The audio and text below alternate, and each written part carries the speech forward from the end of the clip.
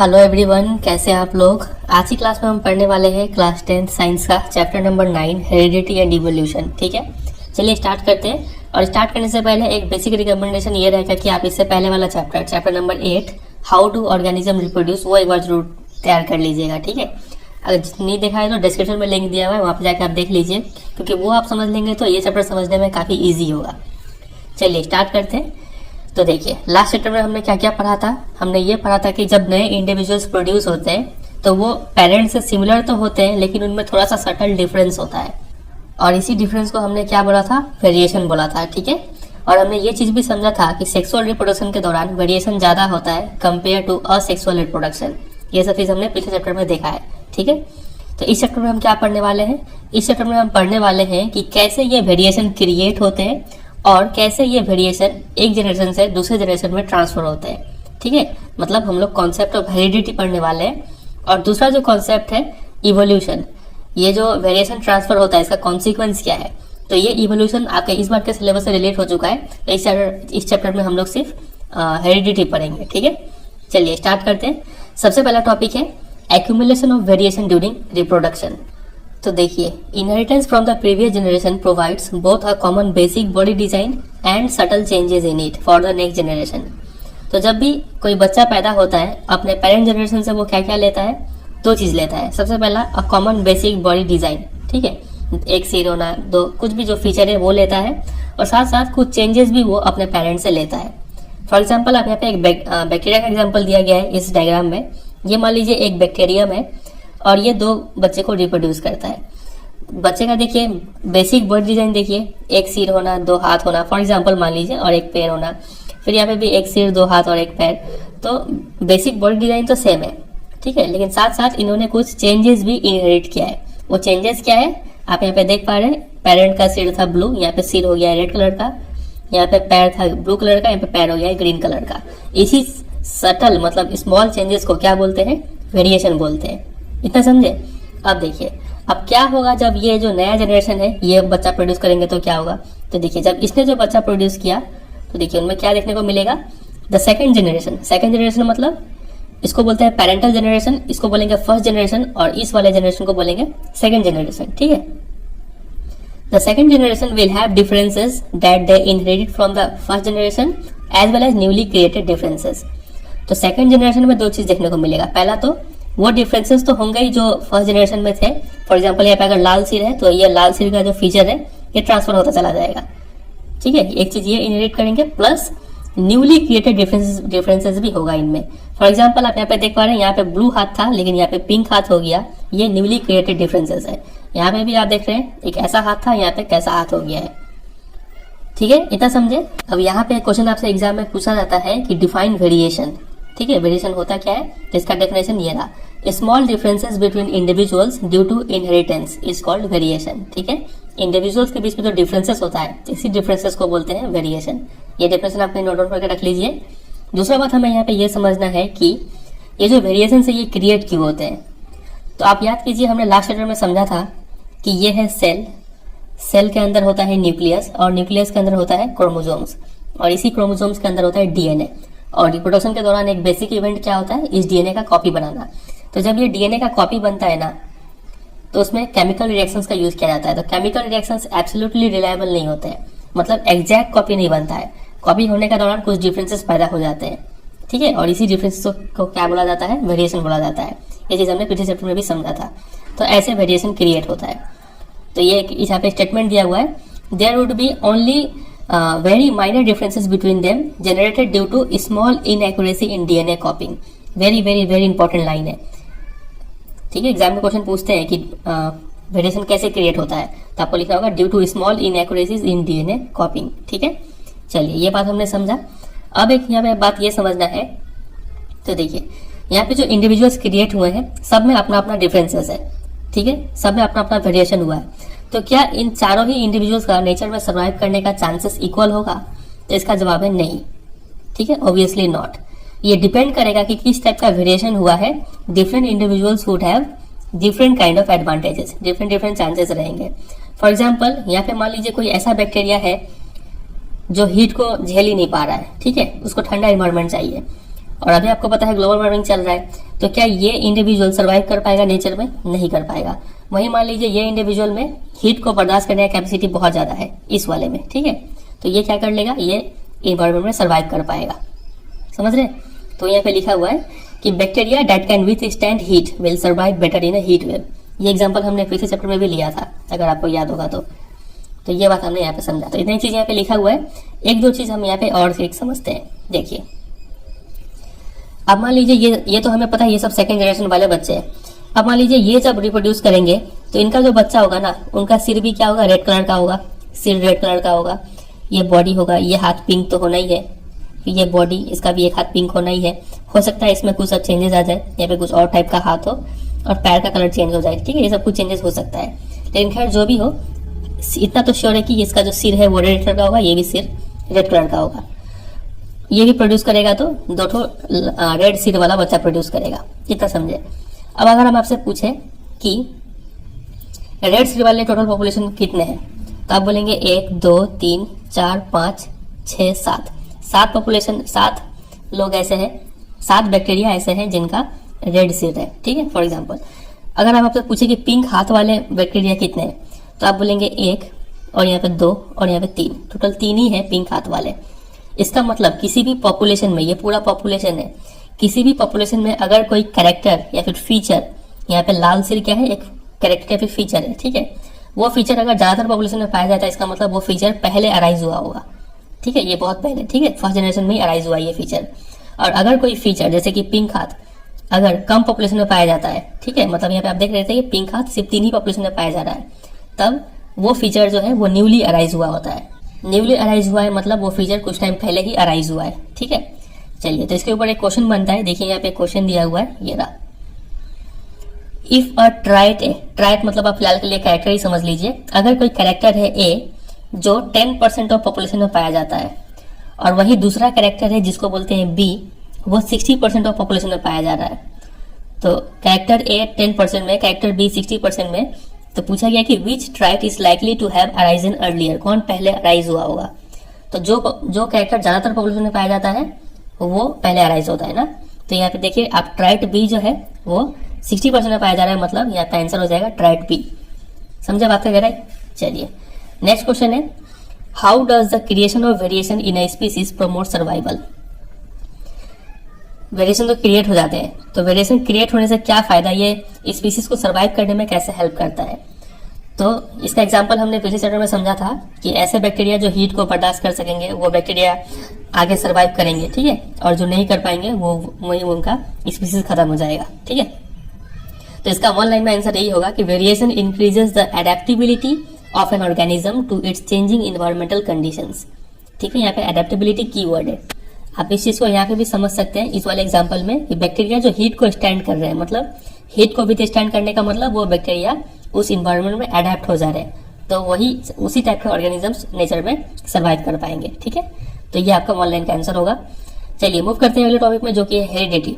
सबसे पहले समझते हैं हेरिडिटी होता क्या है। तो हेरिडिटी का डेफिनेशन ये रहा, transmission of genetically based characteristics from parents to offspring is known as heredity.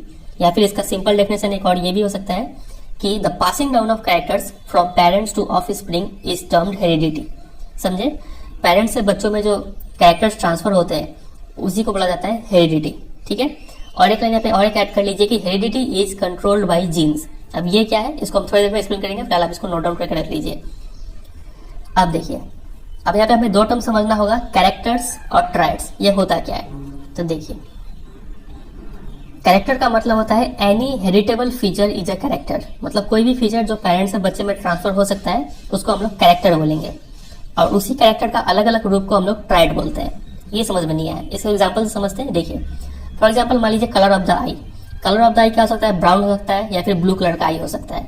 तो ये जो कलर ऑफ द आई है ये एक कैरेक्टर है, ठीक है, और इसका दो फॉर्म्स क्या हो गया, ब्राउन हो सकता है नहीं तो ब्लू हो सकता है। तो ये ब्राउन और ब्लू क्या हो गया, ट्राइट हो गया। उसी तरीके से हेयर शेप, हेयर शेप क्या हो सकता है, कर्ली हेयर हो सकता है नहीं तो स्ट्रेट हेयर हो सकता है। तो ये हेयर शेप हो गया एक कैरेक्टर, और इसका दो अल्टरनेटिव फॉर्म्स जो हो गए, कर्ली या फिर स्ट्रेट, ये दोनों कहलाएंगे ट्राइट। समझे इतना। आईब्रो हैवी ब्रूशी हो सकता है या फिर थीन हो सकता है, तो आईब्रो कैरेक्टर हो गया, वैसे हैवी ब्रूशी या फिर थीन हो गया आपका ट्राइट्स। समझे, ऐसे करके हजारों हजारों कैरेक्टर्स है हमारे शरीर में जो हम पेरेंट्स से इनहेरिट करते हैं, समझे। तो यहाँ पे लिखा हुआ है। चलिए हमने हेरिडिटी का मतलब समझ लिया, इसका डेफिनेशन तैयार कर लिया, इनहेरिटेड ट्राइट्स हमने समझ लिया। आपसे एग्जाम में देखिए यहाँ पे ईयर लोब्स का भी 2 ट्राइट दिया गया है। ये ईयर लोब नहीं तो क्या तो अटैच हो सकता है, नहीं तो ऐसे फ्री हो सकता है, ठीक है। तो ईयर लोब हो गया एक कैरेक्टर, और फ्री और अटैच्ड ये हो गया 2 ट्राइट, समझे। तो एग्जाम में इसके ऊपर क्वेश्चन कैसा बनेगा, आपसे ऐसे पूछ लेंगे कि name 2 human traits that show variation. 2 human trait का नाम बताइए जिसमें वेरिएशन शो होता है। तो आपको लिखना होगा colour of the I, shape of external years, ठीक है, या फिर blood group, hand use, right handed, left handed, ये सब लिख सकते हैं आप। चलिए मूव करते हैं अगले टॉपिक पे, जो कि है सबसे मेन टॉपिक इस चैप्टर का जान, rules for the inheritance of traits, Mendel's contribution. ये जो ट्राइट्स है, आई का कलर हो गया, हेयर शेप हो गया, स्किन कलर हो गया, लिप्स हो गया, ब्लड ग्रुप हो गया, ये सब जो ट्राइट्स है ये कैसे पेरेंट्स से बच्चे में ट्रांसफर होते हैं, इन सब के लिए कुछ रूल्स है, ठीक है। और इस रूल्स को डिराइव करने में मेंडल्स का काफी ज्यादा कंट्रीब्यूशन है। मेंडल कौन है, ये एक साइंटिस्ट है, इनका नाम है ग्रीगोर जोहान मेंडल। इन्होंने ही कुछ एक्सपेरिमेंट परफॉर्म किए और इन रूल्स को डिराइव किया, ठीक है। चलिए उससे पहले कि हम वो डायरेक्टली रूल्स पे जाए और डायरेक्टली मेंडल कंट्रीब्यूशन में जाए, उससे पहले हम लोग कुछ एक बेसिक बात समझते हैं। यहाँ पे बात तो ये है कि both the father and the mother contribute practically equal amounts of genetic material to the child. दोनों ही फादर और मदर बराबर amount of genetic material contribute करते हैं। जेनेटिक मटेरियल क्या होता है आप ऐसे समझिए, ये है फादर, मान लीजिए ये है मदर, फादर की तरफ से जो गैमेट निकला उसको बोलेंगे स्पर्म, और मदर की तरफ से जो गैमेट निकला उसको बोलेंगे एग सेल या फिर ओवम, ठीक है, ह्यूमन के केस में। अब नॉर्मल ह्यूमन बॉडी में जो क्रोमोसोम्स होता है वो 46 क्रोमोसोम्स होता है, ठीक है, नॉर्मल बॉडी सेल में। लेकिन जो गैमेट निकलता है स्पर्म में, स्पर्म वाले सेल में सिर्फ कितना क्रोमोसोम होगा, 23 क्रोमोसोम्स, हाफ ही क्रोमोसोम्स होता है। सिमिलरली वैसे ही मदर के केस में भी यहाँ पे जो एक सेल है इसमें सिर्फ आधे ही क्रोमोसोम्स होंगे। तो मतलब, और इसी क्रोमोसोम्स के अंदर डीएनए है, और इसी डीएनए में इंफॉर्मेशन है कि आपका कैरेक्टर कैसा कैसा होना है, कलर ऑफ आई कैसा होना है, हेयर शेप कैसा होना है, आईब्रो कैसा होना है। तो दोनों ही तरफ से ये इंफॉर्मेशन आ रहा है। मम्मी की तरफ से कुछ कुछ इंफॉर्मेशन आ रहा है हर कैरेक्टर के लिए। आई कलर के लिए मम्मी की तरफ से कुछ इन्फॉर्मेशन आ रहा है, और उसी आई कलर के लिए पापा की तरफ से भी कुछ इन्फॉर्मेशन आ रहा है। सिमिलरली आपका स्किन कलर के लिए मम्मी की तरफ से कुछ इन्फॉर्मेशन आ रहा है, पापा की तरफ से कुछ इन्फॉर्मेशन आ रहा है, ठीक है। तो यहाँ पे लिखा हुआ है कि both the father and the mother contribute practically equal amounts of genetic material to the child, ठीक है। तो इसका मतलब ये निकलता है कि each trait can be influenced by both paternal and maternal DNA. हर एक गुण जो है, जैसे कि eye colour, hair shape, hand use, ठीक है, स्किन कलर, हर एक गुण क्या तो फादर से भी इन्फ्लुएंस हो सकते हैं या फिर मदर से भी इन्फ्लुएंस हो सकते हैं, क्योंकि दोनों ही ये इन्फॉर्मेशन दे रहे हैं। Thus for each trait there will be 2 versions in each child. हर एक गुण के लिए किसी भी बच्चे में 2 वर्जन होते हैं, एक पापा से आया हुआ होता है, एक मम्मी से आया हुआ होता है। फॉर एग्जाम्पल मान लीजिए colour of the eye, colour of the eye क्या तो ब्राउन हो सकता है, नहीं तो ब्लू हो सकता है। मान लीजिए पिताजी की तरफ से इन्फॉर्मेशन आया कि आई कलर ब्राउन होना चाहिए, मम्मी की तरफ से इन्फॉर्मेशन आया कि आई कलर ब्लू होना चाहिए। तो उस केस में यहाँ तो कॉन्ट्रडिक्शन हो गया, तो उस केस में क्या होगा, कौन सा ट्राइट शो होगा, यही यहाँ पे हेल्प करेगा ये रूल्स डिटरमाइन करने में, ठीक है। तो चलिए देखते हैं मेंडल्स ने कुछ एक्सपेरिमेंट परफॉर्म किया, क्या क्या किया वो देखते हैं यहाँ पे। तो इससे पहले कि हम मेंडल के एक्सपेरिमेंट को समझे, हमें कुछ 2-3 बेसिक बात पता होना चाहिए, ठीक है। तो चलिए उस बेसिक बात को समझते हैं। सबसे पहला बात है पॉलिनेशन के बारे में। पॉलिनेशन क्या होता है बहुत बच्चे को पता ही होगा, एक बार जल्दी से रिकैप करते हैं। पॉलिनेशन 2 टाइप का होता है, एक होता है सेल्फ पॉलिनेशन और एक होता है क्रॉस पॉलिनेशन। सेल्फ पॉलिनेशन में क्या होता है कि मान लीजिए ये कोई प्लांट है, और इसमें ये एक फ्लावर हो गया, ये एक फ्लावर हो गया, ये एक फ्लावर हो गया। तो अगर पोलन ग्रेन सेम फ्लावर में ट्रांसफर हो रहा है फ्रॉम एंथर टू स्टिग्मा, या फिर उसी प्लांट के दूसरे फ्लावर में ट्रांसफर हो रहा है, transfer of pollen from anther to stigma to the flower of a same plant, ठीक है, तो ये कहलाएगा सेल्फ पॉलिनेशन। लेकिन क्रॉस पॉलिनेशन किसको बोलते हैं, ये मान लीजिए एक प्लांट है, यहाँ पे कोई एक फ्लावर है, ये एक फ्लावर, यहाँ पे ऐसे ही एक सेम प्लांट, मान लीजिए ये पी प्लांट है, मटर का पौधा है, तो ये एक मटर का पौधा है, यहाँ पे भी ये फ्लावर, ये फ्लावर, ये फ्लावर। तो अगर पोलन ग्रेन ट्रांसफर होता है इस फ्लावर से इस फ्लावर में, तब ये कहलाएगा क्रॉस पॉलिनेशन। अगर इसमें से यहाँ पे ट्रांसफर हो गया तो ये सेल्फ पॉलिनेशन कहलाएगा, लेकिन यहाँ से यहाँ ट्रांसफर हुआ तो वो क्रॉस पॉलिनेशन कहलाएगा। समझ रहे बात क्या कह रही। और अगर सेम फ्लावर में ट्रांसफर होगा, बहुत सारे फ्लावर बाइसेक्सुअल होते हैं, मतलब एक ही फ्लावर में मेल और फीमेल पार्ट दोनों प्रेजेंट होता है, तो सेम फ्लावर में भी अगर ट्रांसफर होता है यहाँ से यहाँ पे पोलन ग्रेन, तो वो भी क्या कहलाएगा, सेल्फ पॉलिनेशन कहलाएगा, ठीक है। याद रखिएगा क्रॉस पॉलिनेशन के लिए 2 प्लांट में ट्रांसफर होता है, अलग अलग प्लांट में, ठीक है। चलिए तो ये हमें समझा। अब यहाँ पे इस चैप्टर में हम लोग सेल्फ पोलिनेशन को सिंपल में क्या बोलते हैं, क्रॉस पोलिनेशन बहुत बार करवाएंगे, तो क्रॉस को हम लोग सिंपली बोल देंगे क्रॉस्ड। ये वर्ड आप समझिएगा, जब भी हमें कहीं क्रॉस्ड लिखा हुआ मिलेगा तो हम समझ जाएंगे कि वो क्रॉस पोलिनेशन को बोला जा रहा है, ठीक है। या फिर कहीं आपको लिखा मिल जाए क्रॉस ब्रेड, तो भी आप समझ जाएंगे कि ये क्रॉस पोलिनेशन के बारे में लिखा गया है, ठीक है। या फिर आपको कहीं लिखा मिलेगा सेल्फ्ड, सेल्फ मतलब वहां पे क्या मतलब निकल रहा है, सेल्फ पोलिनेशन का लिखा हुआ है, ठीक है। अगर कहीं लिखा हुआ है सेल्फ क्रॉस्ड, कहीं लिखा हुआ है सेल्फ क्रॉस, तो इसका मतलब क्या समझेंगे कि मतलब सेम टाइप का प्लांट है, मतलब सेल्फ पॉलिनेशन हो रहा है वहां पे। सेल्फ क्रॉस का मतलब भी सेल्फ पॉलिनेशन, ठीक है। तो ये सब टर्म आप ध्यान रखिएगा। ये हुआ पहला बात। दूसरे बात पे मूव करते हैं। दूसरा बात हम समझते हैं जीन क्या है।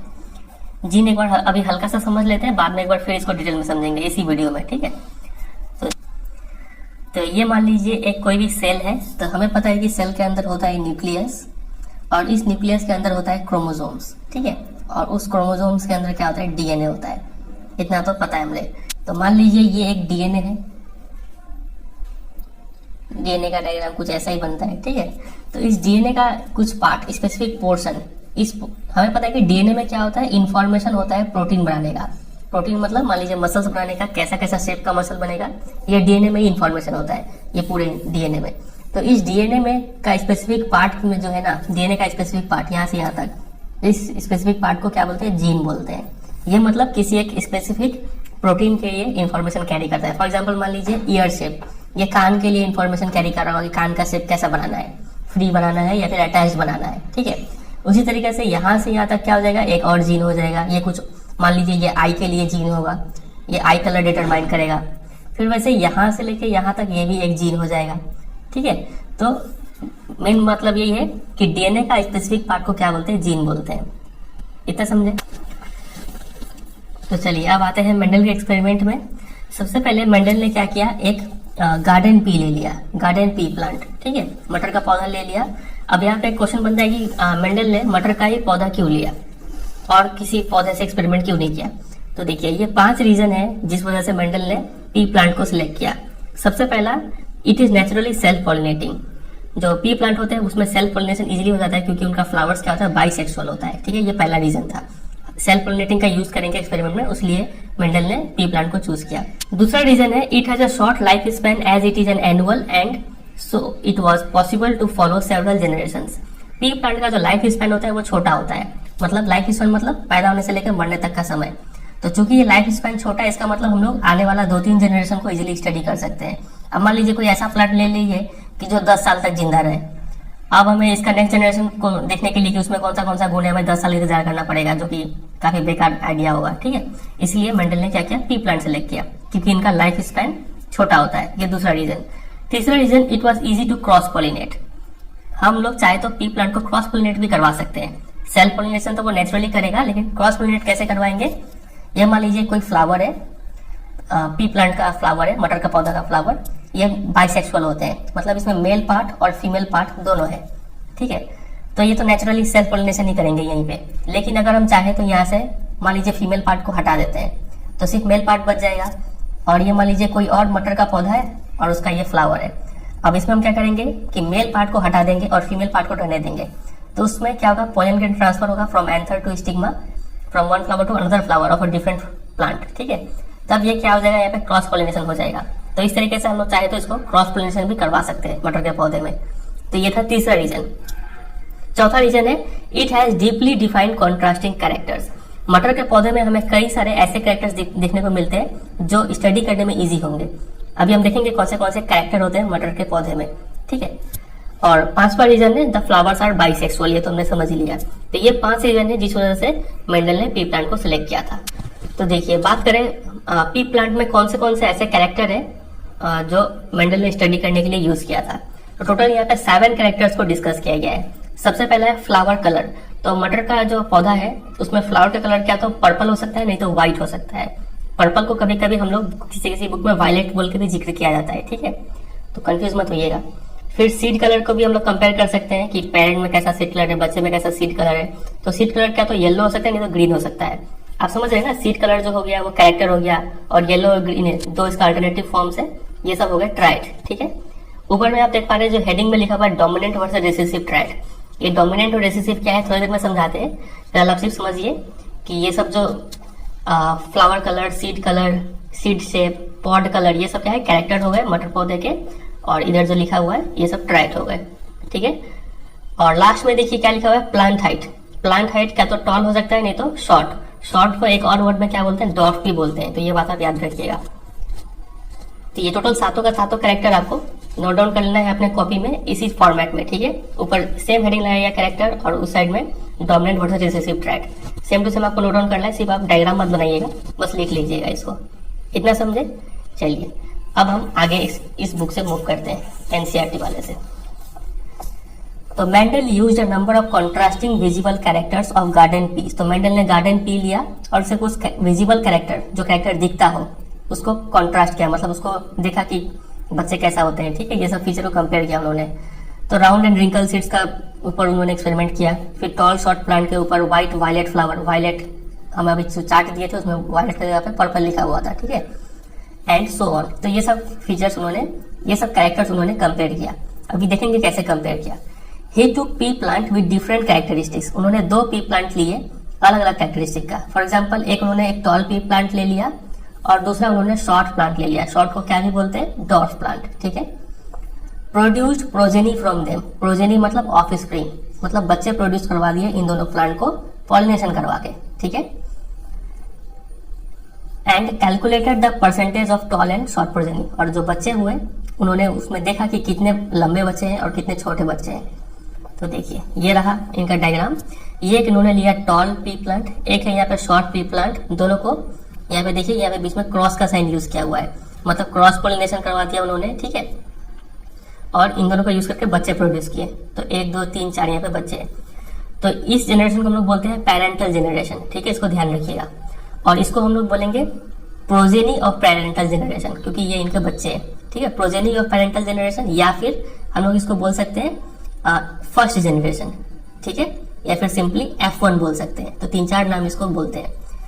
तो in the first place there were no halfway characteristics in this first generation, या फिर F1 प्रोजेनी। यहाँ पे भी लिखा हुआ है फर्स्ट जनरेशन को इसको फर्स्ट जनरेशन बोलते हैं, या फिर F1 प्रोजेनी बोलते हैं, या फिर सिंपली F1 बोलते हैं। ठीक है, तो देखिए चूंकि यहाँ पे हमने टॉल प्लांट और शॉर्ट प्लांट को यूज किया था, तो कोई भी इन दोनों का मिक्सचर, मतलब मीडियम हाइट वाला प्लांट कोई भी हमें देखने को नहीं मिला। नो मीडियम हाइट प्लांट देखने को मिला। ठीक है, ऑल प्लांट्स वर टॉल। जितने भी बच्चे हुए वो सभी लंबे के लंबे हुए। तो इसका मतलब क्या निकल रहा है, this mean that only one of the parental traits was seen, not some mixture of the two. तो इसका मतलब ये है कि जो पेरेंट में गुण है, तो दोनों पेरेंट में से किसी एक पेरेंट का गुण ही इसमें दिखना है, दोनों का मिक्सचर हमें नहीं दिखेगा यहाँ पे। ये पहला कंक्लूजन उन्होंने निकाला। ठीक है, आपसे समझ से चलिए, कुछ अंडरलाइन नहीं करना है, हम वही बताएंगे कैसे अंडरलाइन करना है, क्या क्या चीज याद करना है। ठीक है, सिर्फ समझिए अभी। तो फिलहाल पेरेंटल जनरेशन से जब फर्स्ट जनरेशन में बच्चे प्रोड्यूस किए गए, तो कोई मिक्सचर प्रोड्यूस नहीं हुआ, दोनों में से किसी एक पेरेंट का गुण इन सभी बच्चे ने ले लिया। ठीक है, इतना समझे। चलिए, so the next question was, were the tall plants in the F1 generation exactly the same as the tall plant of the parent generation. अब अगला सवाल ये उठता है कि जो F1 जनरेशन में जो टॉल प्लांट थे, वो क्या पेरेंट जनरेशन वाले टॉल प्लांट से एकदम सेम थे? मतलब ये दोनों जो टॉल प्लांट है, क्या ये दोनों एग्जैक्टली सेम है? तो इसको पता करने के लिए मेंडल ने क्या किया, Mendelian experiment test this by getting both the parental plant and this F1 plant to reproduce by self pollination. उन्होंने क्या किया, इसको सेल्फ पॉलिनेशन करवा दिया अलग से, इसको भी सेल्फ पॉलिनेशन करवा दिया अलग से। तो जब ये वाले प्लांट का जब सेल्फ पॉलिनेशन कराया ना, तो जो बच्चे हुए वो सभी के सभी लंबे हो गए।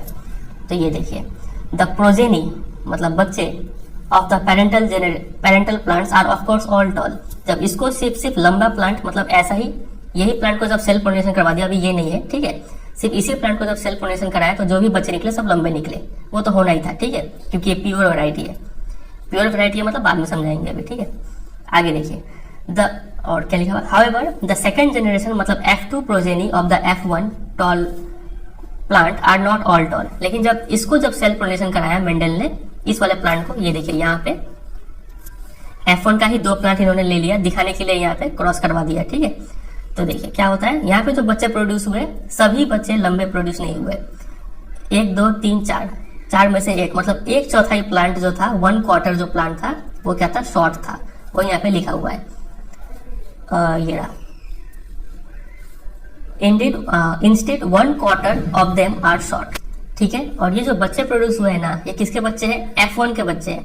ठीक है, F1 से आया है, तो इसको हम लोग क्या बोलेंगे, सेकंड जनरेशन। इसको फर्स्ट जनरेशन बोल रहे थे, इसको सेकंड जनरेशन बोलेंगे, या फिर F2 बोल देंगे, या फिर इसको क्या बोल सकते हैं, प्रोजेनी ऑफ F1। समझ रहे हैं ना बात वगैरह ही।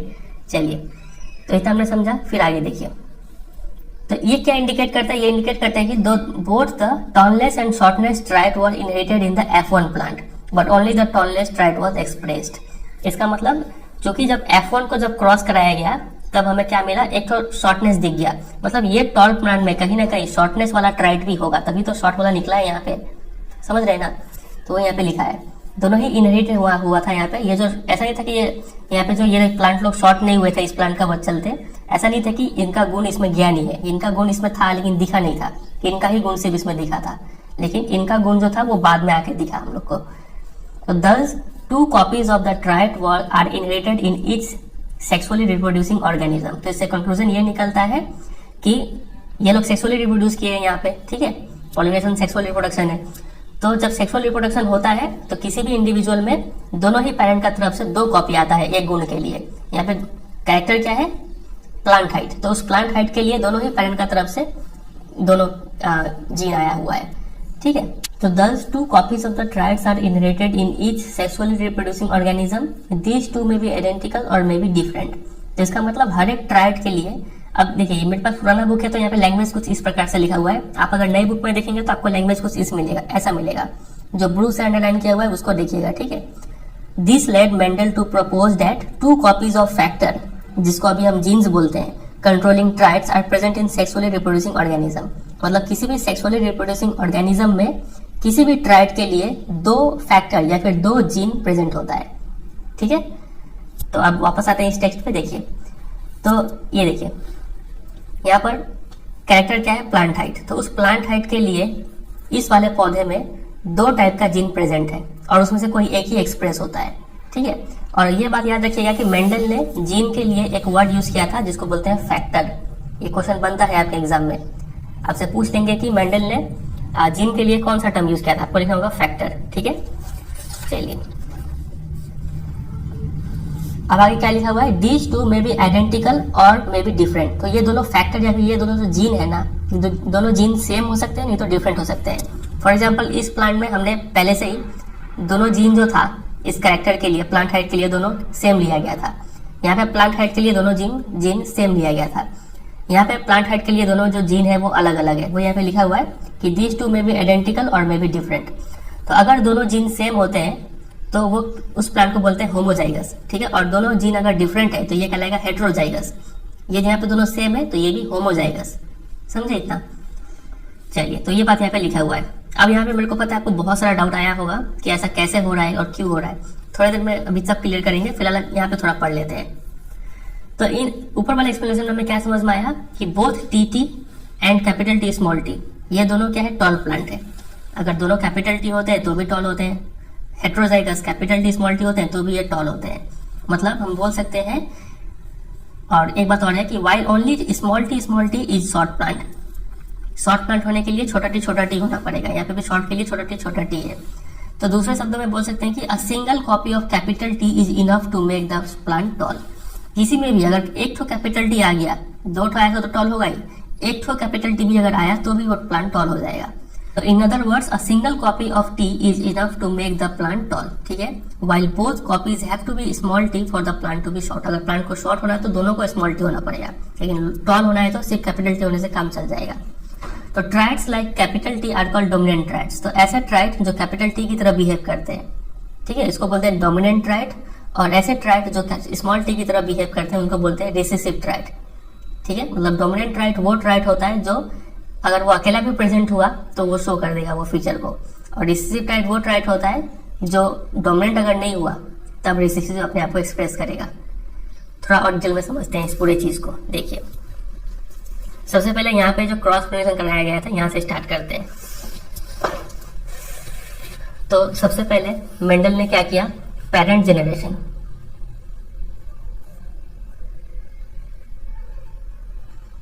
पैरेंट जनरेशन में दो प्लांट लिया, एक तो था प्योर टॉल और उसको क्रॉस करवा दिया प्योर शॉर्ट वाले से, ठीक है। अब देखिए यहाँ से निकलेगा गैमेट। गैमेट पता है आपको? देखिए अब यहाँ पे और एक दो तीन बेसिक बात आपको समझना चाहिए। पहले ह्यूमन बीइंग्स का एग्जांपल लेते हैं। ये मान लीजिए कोई है मेल और ये मान लीजिए कोई है फीमेल।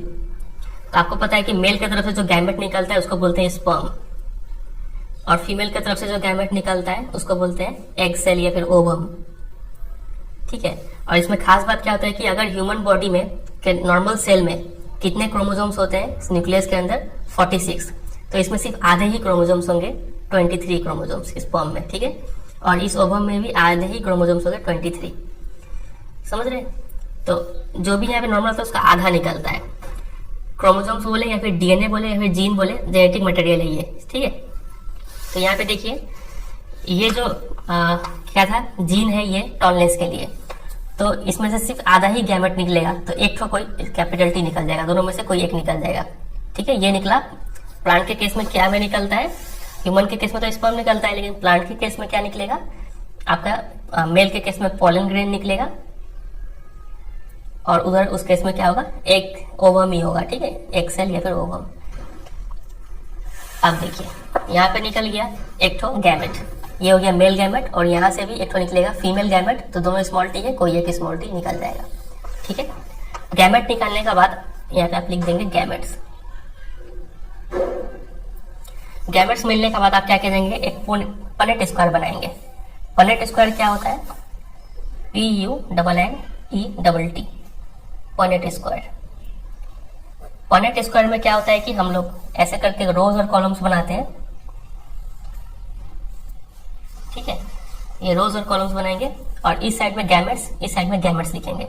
फॉर एग्जांपल ये गैमेट को हम कैपिटल टी को यहाँ लिख देते हैं और इस स्मॉल टी को हम यहाँ लिख देते हैं, ठीक है। और ये ब्लैंक रहता है, इसमें कुछ लिखने की जरूरत नहीं है। फिर दोनों का कॉम्बिनेशन बना के यहाँ पे जो बनेगा वो लिखेंगे। तो दोनों को मिला के क्या बन रहा है? Capital T small T. इसका मतलब दोनों को मिला के जो बच्चा प्रोड्यूस होगा ना, वो इस वाले फीचर का बच्चा प्रोड्यूस होगा। तो F1 जनरेशन में हमें क्या मिलेगा? कैपिटल टी स्मॉल टी मिलेगा, ठीक है। और ये प्लांट होगा टॉल। यहाँ पर भी ये जो प्लांट था ये क्या था? टॉल था, और ये क्या था? शॉर्ट था। शॉर्ट का जगह पर डॉर्फ भी लिख सकते थे। अब देखिए F1 जनरेशन हो गया। अब मेरे को चाहिए F2। तो F2 में पहुंचने के लिए मेरे को दो F1 प्लांट को क्रॉस पोलिनेट कराना होगा, ठीक है। तो यहाँ पे एक और प्लांट ले लेते हैं, capital T small T, same type का लेना होगा क्योंकि F1 में इसी टाइप के बच्चे प्रोड्यूस हो रहे हैं, तो दूसरा बच्चा भी इसी टाइप का होगा। अब यहाँ से गैमेट्स निकालिए। फिर से गैमेट्स निकालेंगे तो गैमेट्स क्या तो कैपिटल टी निकल सकता है, नहीं तो स्मॉल टी निकल सकता है। यहाँ पे गैमेट्स समझ रहे ना, गैमेट्स में क्या तो कैपिटल टी निकल सकता है फिर स्मॉल टी निकल सकता है। यहाँ पे गैमेट्स में दोनों ही सेम था तो एक ही निकाले थे, दोनों ही सेम था तो एक ही निकाले थे। यहाँ पे दोनों डिफरेंट है तो दोनों ही अलग अलग निकल सकता है। तो फिर से हम यहाँ पे क्या बनाएंगे? एक पनेट स्क्वायर बनाएंगे। ये है गैमेट्स। एक पनेट स्क्वायर बनाते हैं यहाँ पे। अब चूंकि यहाँ पे दो ठो गैमेट निकल रहा है दोनों तरफ से, तो मेरे को ऐसे ऐसे करके दो लाइन खींचना होगा और हॉरिजॉन्टल लाइन दो ठो, एक ठो हो गया और एक ठो यहाँ पे हॉरिजॉन्टल लाइन खींच देंगे, ठीक है। अब इस कैपिटल टी स्मॉल टी को यहाँ पे डाल दीजिए पनेट स्क्वायर में, और इस कैपिटल टी स्मॉल टी को यहाँ पे डाल दीजिए। अब तो कॉम्बिनेशन बनाइए। फिर कैपिटल टी का यहाँ पे कॉम्बिनेशन बन गया। कैपिटल टी स्मॉल टी को यहाँ पे लिखेंगे। ऑलवेज कैपिटल को पहले लिखते हैं। आप कोई छोटा टी पहले लिख दिया, कैपिटल टी बाद में लिखा, वैसे नहीं लिखेंगे। यहाँ पर कैपिटल टी स्मॉल टी ऐसे लिखेंगे, ठीक है। और यहाँ पे स्मॉल टी ऐसे हो जाएगा। तो ये सेकंड जनरेशन का बच्चा मिल रहा है। सेकंड जनरेशन में क्या क्या मिल रहा है? क्या तो कैपिटल टी या फिर कैपिटल टी स्मॉल टी या फिर कैपिटल टी स्मॉल टी या फिर स्मॉल टी। ये होंगे टॉल, ये होंगे टॉल, ये भी टॉल, और हमें पता है ये क्या होगा? शॉर्ट होगा। इतना समझे? ये पूरा लिखा कैसे जाता है ये समझे?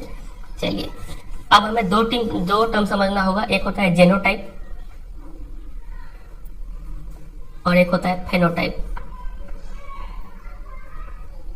फेनोटाइप मतलब अगर आप आंख से देखें तब वो वाला फीचर, ठीक है। अगर हम देखेंगे इस चारों प्लांट को तो हमें ये भी लंबा दिखेगा, लंबा दिखेगा, लंबा दिखेगा। तो 3 लंबा दिख रहा है और एक छोटा दिख रहा है, तो फेनोटाइप का रेशियो क्या हो जाएगा? टॉल इज टू शॉर्ट 3:1, ठीक है। फेनोटाइप मतलब विजिबल कैरेक्टर के बेसिस पे रेशियो, और जेनोटाइप मतलब जीन के बेसिस पे रेशियो। ये है प्योर टॉल होमोजाइगस।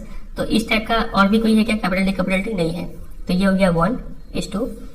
इस टाइप का जो जीन कॉम्बिनेशन है वो क्या और भी है? हाँ, ये भी है। तो 2 हो गया कैपिटल टी स्मॉल टी वाला, तो 1:2:2, और एक छोटा छोटा टी वाला और कोई है नहीं है, तो ये हो गया 1। इस रेशियो को बोलते हैं जेनोटाइप रेशियो, इस रेशियो को बोलते हैं फेनोटाइप रेशियो। अगर डेफिनेशन का बात करें तो ये रहा इसका डेफिनेशन। जेनोटाइप का डेफिनेशन हो जाएगा the combination of genes in an organism. Gene का कैसा कॉम्बिनेशन है, इसको बोलते हैं जेनोटाइप, ठीक है। और फेनोटाइप का डेफिनेशन हो जाएगा the expressed character which is genetically controlled. जो कैरेक्टर एक्सप्रेस होता है उस बेसिस पे रेशियो लिखने वाला, रेशियो जो लिखा जाएगा वो कहलाएगा फेनोटाइप रेशियो, ठीक है। इतना समझे? चलिए और देखिए यहाँ पे 2-3 बात और आपको पता होना चाहिए। इसमें इतना सारा बात है ना जो मेरे को अलग अलग करके बताना पड़ रहा है जैसे जैसे आ रहा है। अब आप सोच रहे हैं यहाँ पे कैपिटल टी स्मॉल टी क्यों है। अब देखिए ये जो प्लांट हाइट है ना, प्लांट हाइट ये क्या है? एक कैरेक्टर है, इतना तो पता है। प्लांट हाइट क्या तो टॉल हो सकता है, नहीं तो शॉर्ट हो सकता है, ठीक है। अब टॉलनेस के लिए हम लोग अगर कैपिटल टी यूज कर रहे हैं ना, तो शॉर्टनेस के लिए स्मॉल टी यूज करना होगा। अब कुछ बच्चे बोलेंगे कि क्यों ना शॉर्टनेस के लिए कैपिटल टी और टॉलनेस के लिए स्मॉल टी यूज कर ले, तो ऐसा हम यूज नहीं करते हैं। क्यों? क्योंकि हमें ये बात पहले से पता होना चाहिए कि कौन सा डोमिनेंट है और कौन सा रेसेसिव है। हमें अभी एक्सपेरिमेंट से पता चला है कि ये जो टॉलनेस है ये डोमिनेंट है फिलहाल के लिए, ठीक है। ये डोमिनेंट है और ये रेसेसिव है। तो डोमिनेंट वाले को हम लोग हमेशा कैपिटल लेटर से डिनोट करते हैं और रेसेसिव वाले को स्मॉल लेटर से डिनोट करते हैं, ठीक है। उसी तरीके से अगर मान लीजिए हमें अगर सीड का शेप डिनोट करना है, तो सीड शेप जो हो जाएगा ये कैरेक्टर है एक, तो ये 2 टाइप का इसका ट्राइट हो सकता है, क्या तो राउंड हो सकता है, नहीं तो रिंकल्ड हो सकता है। अब मेरे को ये पहले से पता है कि जो राउंड वाला होता है ये डोमिनेंट होता है और रिंकल्ड रेसेसिव होता है। तो अगर हम राउंड वाले को कैपिटल आर से डिनोट करते हैं तो मेरे को रिंकल्ड वाले को स्मॉल आर से डिनोट करना होगा। समझ रहे बात कर रही? तो ये चीज आपको पता होना चाहिए। तो इसीलिए जो हम आपको चार्ट बोले थे, ये वाला चार्ट, इसमें जो ऊपर लिखा हुआ था डोमिनेंट और रेसेसिव, अब आपको समझ में आ गया होगा। तो जो फ्लावर कलर है पर्पल या फिर व्हाइट, तो ये जो पर्पल होगा ना या फिर वायलेट, ये है डोमिनेंट कैरेक्टर ट्राइट, ठीक है। और जो व्हाइट है ये है रेसेसिव ट्राइट। सिमिलरली सीड कलर जो येलो होता है वो क्या होता है? डोमिनेंट होता है और ग्रीन रेसेसिव होता है। सीड शेप राउंड जो है वो डोमिनेंट होता है और रिंकल रेसेसिव होता है। तो ये पूरा चार्ट आपको पता होना चाहिए कि कौन सा रेसेसिव है और कौन सा डोमिनेंट है। समझे इतना? ये अच्छे से याद कर लीजिएगा। अब सबसे मेन बात पे आते हैं कि एग्जाम में क्वेश्चंस कैसा आएगा। तो एक क्वेश्चन हम सॉल्व करते हैं आपके लिए, आपको अभी बहुत अच्छा लगेगा ये क्वेश्चन सॉल्व करके। ये देखिए क्वेश्चन आपके सामने है, लिखा हुआ है a blue colour flower plant denoted by capital B is cross bred with that of white colour flower plant denoted by small B. तो 2 प्लांट है, तो हमें यहाँ पे पेरेंट जनरेशन देखने को मिल रहा है। पेरेंट जनरेशन में क्या है? 2 प्लांट है। एक तो है ब्लू प्लांट जिसको कैपिटल बी से डिनोट किया गया है, ये है ब्लू। और दूसरा प्लांट है स्मॉल बी वाला जो कि है व्हाइट कलर का। इतना समझे आप? ठीक है। हमें अगर इतना ही मिल गया तो हम तो पूरा बहुत चीज लिख सकते हैं इसके बारे में, लेकिन क्वेश्चन पढ़ लेते हैं। Number A, state the colour of flower you would expect in F1 generation plant. तो F1 जनरेशन प्लांट में कौन सा कलर का प्लांट दिखेगा हमें? तो चलिए F1 जनरेशन का बच्चा निकालते हैं हम लोग। सबसे पहले यहाँ से निकलेगा गैमेट्स, तो दोनों सेम है तो कोई एक बी निकल जाएगा, ठीक है। यहाँ पे भी दोनों सेम है तो कोई एक स्मॉल बी निकल जाएगा। अलग अलग होता तो 2 निकल रहा होता। गैमेट्स मिलते ही हम क्या बना लेंगे? पनेट स्क्वायर बनाएंगे। ये हो गया गैमेट्स। गैमेट्स मिलते ही हम पनेट स्क्वायर बनाएंगे। चूंकि यहाँ पे एक ही गैमेट है तो हम एक सीधा लाइन और एक हॉरिजॉन्टल लाइन खींचेंगे। इस वाले बी को यहाँ लिख देंगे, इस वाले बी को यहाँ लिख देंगे, दोनों को मिला के कॉम्बिनेशन यहाँ पे ये बच्चा मिल गया। तो F1 जनरेशन जो होगा उसमें हमें किस टाइप के बच्चे मिलेंगे? बी और बी। ये कौन से? देखिए तो हमें यहाँ पे समझ में आ रहा था कि कैपिटल बी मतलब ब्लू था, ये मतलब कैपिटल लेटर में लिखा हुआ है तो मतलब यही डोमिनेंट है। तो यहाँ पे इसका कलर क्या हो जाएगा? क्योंकि ये कैपिटल बी है यहाँ पे तो इसका कलर भी हो जाएगा ब्लू। बात तक समझ रहे हैं? कैपिटल बी से हमें पता चला कि ये जो ब्लू कलर है ये डोमिनेंट ट्राइट है। तो और डोमिनेंट ट्राइट के हमें बात ये पता है कि ये अगर एक भी हुआ तो अपना फीचर शो कर देगा। तो यहाँ पे एक डोमिनेंट है मतलब इसका कलर ब्लू हो जाएगा, ठीक है, क्योंकि डोमिनेंट ब्लू है। तो ये हुआ 1 का आंसर, ए का आंसर हो जाएगा ब्लू। उसके बाद क्वेश्चन नंबर डी पे आते हैं। What must be the percentage of white flower plant in F2 generation if flowers of F1 are self pollinated. अब F1 वाले प्लांट को सेल्फ पॉलिनेट कराया गया है, तो इसी टाइप का एक और प्लांट ले लेते हैं बी, ठीक है। सेल्फ पॉलिनेशन कराएंगे यहाँ पे, तो यहाँ से जो गैमेट्स निकलेगा वो क्या क्या निकल सकता है? क्या तो कैपिटल बी नहीं तो स्मॉल बी निकल सकता है। यहाँ पे गैमेट्स जो निकलेगा वो क्या तो कैपिटल बी नहीं तो स्मॉल बी निकल सकता है। ये है हमारा गैमेट्स। जैसे ही हमें गैमेट्स मिला हम क्या बना लेंगे, पनेट स्क्वायर बनाएंगे। चूंकि दो गैमेट्स है यहाँ पे तो दो वर्टिकल लाइन और दो हॉरिजॉन्टल लाइन, ठीक है। इस कैपिटल बी स्मॉल बी को यहाँ लिखते हैं और इस वाले को यहाँ लिखते हैं, ठीक है। अब ये आपका मर्जी था, इसको चाहे तो यहाँ, इसको यहाँ भी लिख सकते थे, बात है कि अब बनाइए combination capital B capital B, capital B small B, capital B small B और यहाँ पे स्मॉल बी, ठीक है। तो F2 जनरेशन में हमें क्या क्या देखने को मिल रहा है, capital B comma capital B small B comma capital B small B और स्मॉल बी। तो ये सब हो गए F2 के प्लांट, ठीक है। अब क्वेश्चन क्या पूछा गया था, देखिए क्वेश्चन में पूछा था कि what must be the percentage of white flower का परसेंटेज पूछा है।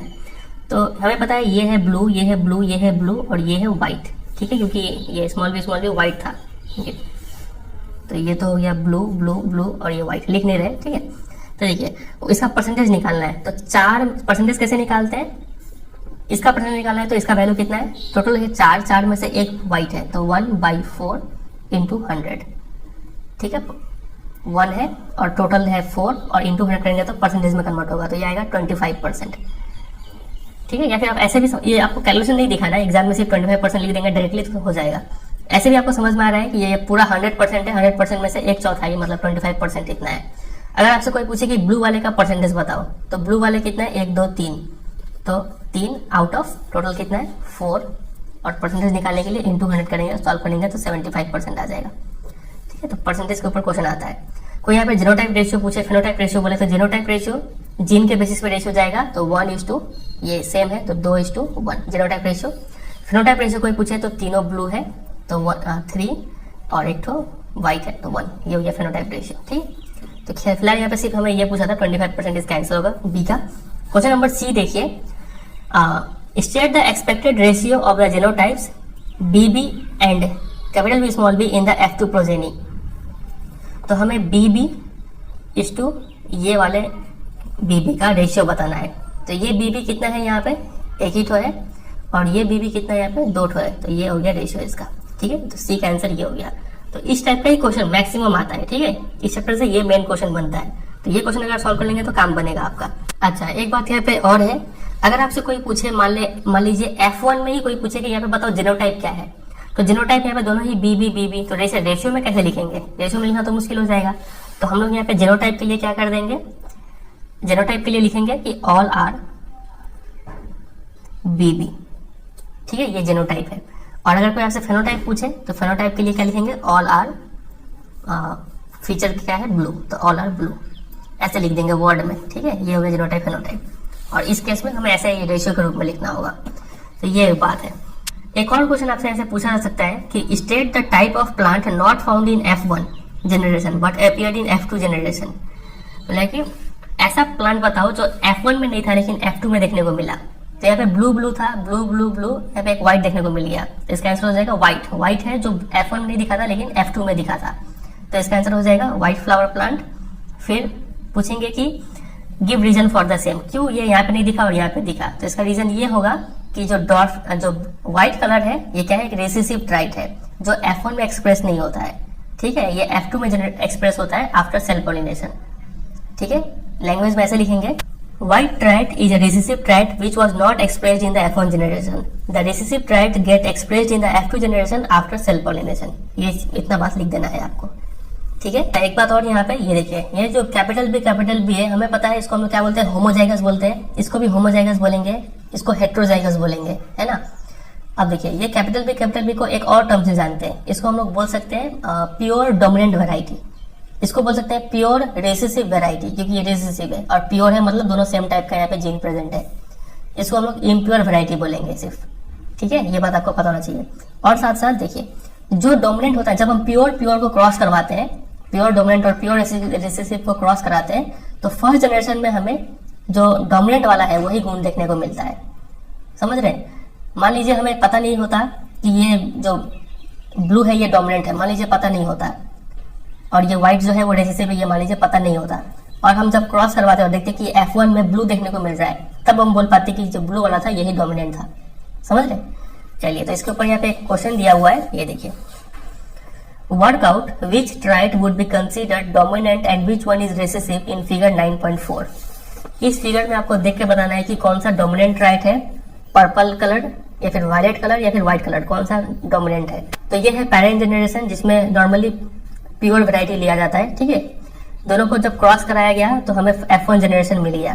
तो F1 जनरेशन में चूंकि वायलेट कलर है, तब हमें यहाँ से समझ में आ गया ये जो वायलेट कलर था यही क्या था, डोमिनेंट वाला वैरायटी था। ये white colour recessive variety, recessive trait है, ठीक है, इतना समझे। और यहाँ से भी समझ में आ रहा है कि F2 जनरेशन में हमें 3:1, ये जो 3 वाला है ये क्या है, डोमिनेंट वाला फीचर है, और ये व्हाइट जो है ये रिसेसिव वाला है, इतना समझे। अच्छा, एक बात और, इस एक्सपेरिमेंट में हमने 2 पी प्लांट का सिर्फ एक ही कैरेक्टर को तुलना किया, वो था प्लांट हाइट। लेकिन दोनों प्लांट में और भी तो फीचर हो सकते हैं, हो सकता है इसका फ्लावर वायलेट हो, इसका फ्लावर व्हाइट हो, ठीक है, कुछ भी फीचर हो सकता है। तो वो सभी फीचर हमने इन दोनों प्लांट में सब सेम लिया था, सिर्फ एक ही कैरेक्टर का यहाँ पे कंपेरिजन कर रहे हैं जो कि है प्लांट हाइट। तो इस टाइप के क्रॉस को हम लोग बोलते हैं मोनोहाइब्रिड क्रॉस। ये टर्म आपको पता होना चाहिए। मोनोहाइब्रिड क्रॉस किसको बोलते हैं? मोनोहाइब्रिड क्रॉस जब 2 प्लांट के बीच में क्रॉस हो और सिर्फ 1 पेयर ऑफ कॉन्ट्रास्टिंग कैरेक्टर हम लोग देख रहे हो वहां पे। यहाँ पे 1 कॉन्ट्रास्टिंग कैरेक्टर क्या है? प्लांट हाइट, ठीक है। ये भी क्या है? मोनोहाइब्रिड क्रॉस है ये भी, क्योंकि हम लोग सिर्फ एक ही फीचर देख रहे हैं जो कि है फ्लावर कलर, ठीक है, फीचर या फिर कैरेक्टर बोल लीजिए। अब हम करने वाले हैं dihybrid cross.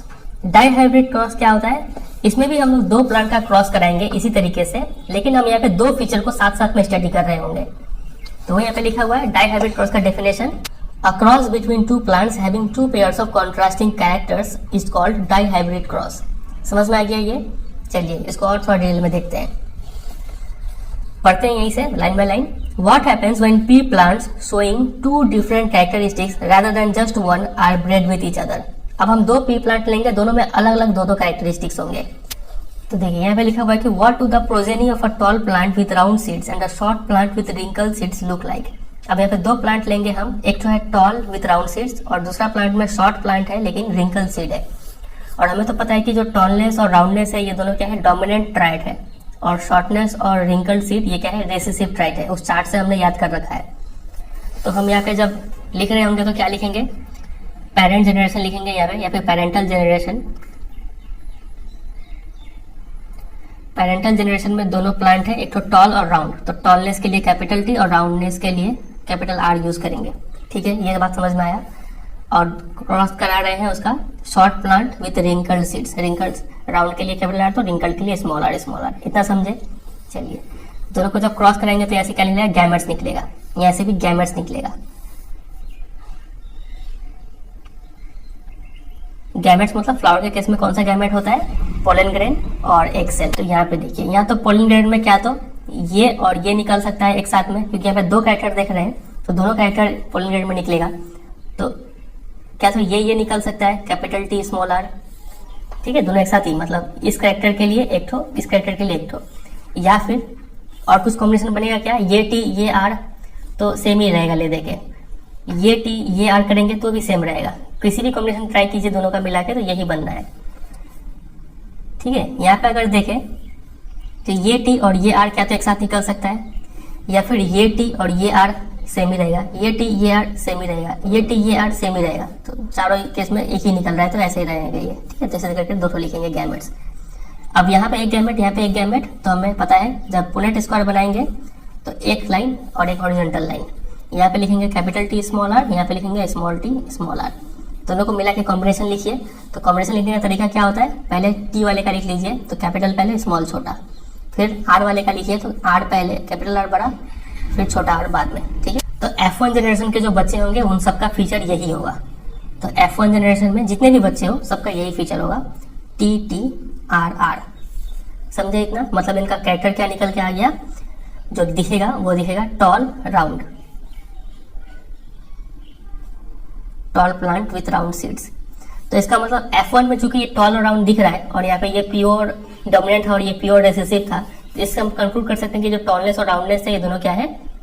Dominant right है, ठीक है, क्योंकि जो F1 में दिखता है वही डोमिनेंट होता है। तो अब यहाँ पे देखते हैं नेक्स्ट लाइन में क्या लिखा हुआ है, दे आर ऑल। तो यहाँ पे लिखा था कि अगर हम tall plant with round seeds और short plant with wrinkle seed का क्रॉस कराए तो उनका प्रोजेनी कैसा दिखेगा।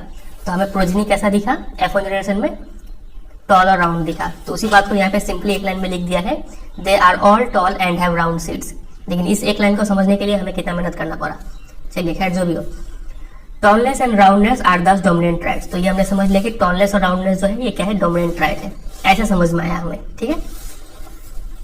फिर देखिए क्या लिखा हुआ है, but what happens when these F1 progeny are used to generate F2 progeny by cell pollination। अब ये F1 में सेल पॉलिनेशन करवा दीजिए तो F2 में क्या क्या देखने को मिलेगा, चलिए करके देखते हैं।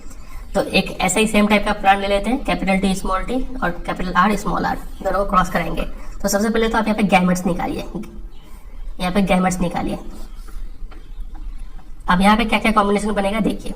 गैमेट्स निकालते वक्त ये ध्यान से समझिएगा, ये कैपिटल T और ये R एक साथ निकल सकता है, या फिर ये कैपिटल T और ये स्मॉल r एक साथ निकल सकता है, या फिर ये स्मॉल t ये कैपिटल R एक साथ निकल सकता है, या फिर ये स्मॉल t ये स्मॉल r एक साथ निकल सकता है। समझे कि नहीं समझे ये पूरा लाइन, ठीक है। उसी तरीके से इसका हम गैमेट्स बनाते हैं, तो चूंकि दोनों सेम ही है तो सेम गैमेट बनेगा वहां पे भी। तो लिख देते हैं क्या, तो capital T small r, capital R, या फिर ये, या फिर ये, या फिर ये। समझे इतना। चलिए अब चूंकि यहाँ पे 4 गैमेट दिखाए तो हमें 4, जब पुनेट स्क्वायर बनाएंगे तो 4 वर्टिकल लाइन और 4 हॉरिजॉन्टल लाइन।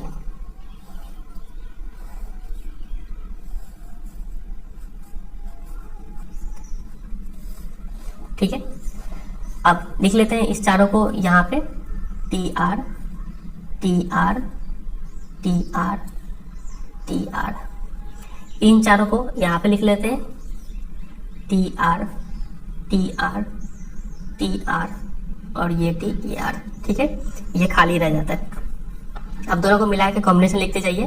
तो पहले T का लिख लीजिए, कैपिटल T, फिर R को लिखिए, फिर यहाँ पे लिखेंगे तो T का पहले लिखेंगे और R का लिखेंगे तो R कैपिटल वाला पहले लिखेंगे।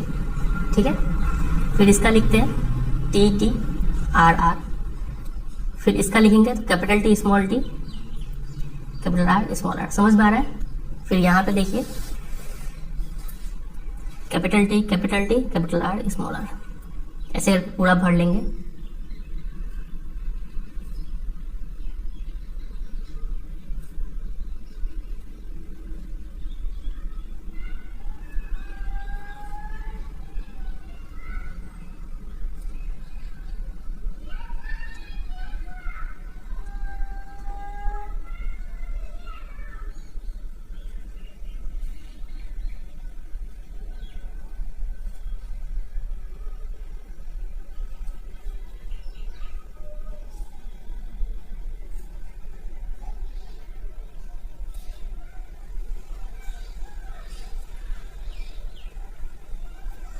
ठीक है, तो ये हमने सारा पॉसिबिलिटीज बना लिया।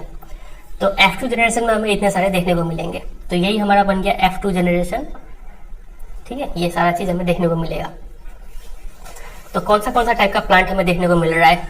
एक तो हमें दिख रहा है टॉल राउंड। ठीक है, ये टॉल राउंड होगा, ये भी टॉल राउंड होगा क्योंकि राउंड एक तो डोमिनेंट है यहाँ पे। ये भी टॉल राउंड क्योंकि एक T कैपिटल है तो ये टॉल बनेगा, और ये राउंड। यहाँ पे ये भी टॉल राउंड टॉल और रिंकल्ड हो जाएगा यहाँ पे। तो टॉल रिंकल वाला एक अलग सा प्लांट दिखा हमें।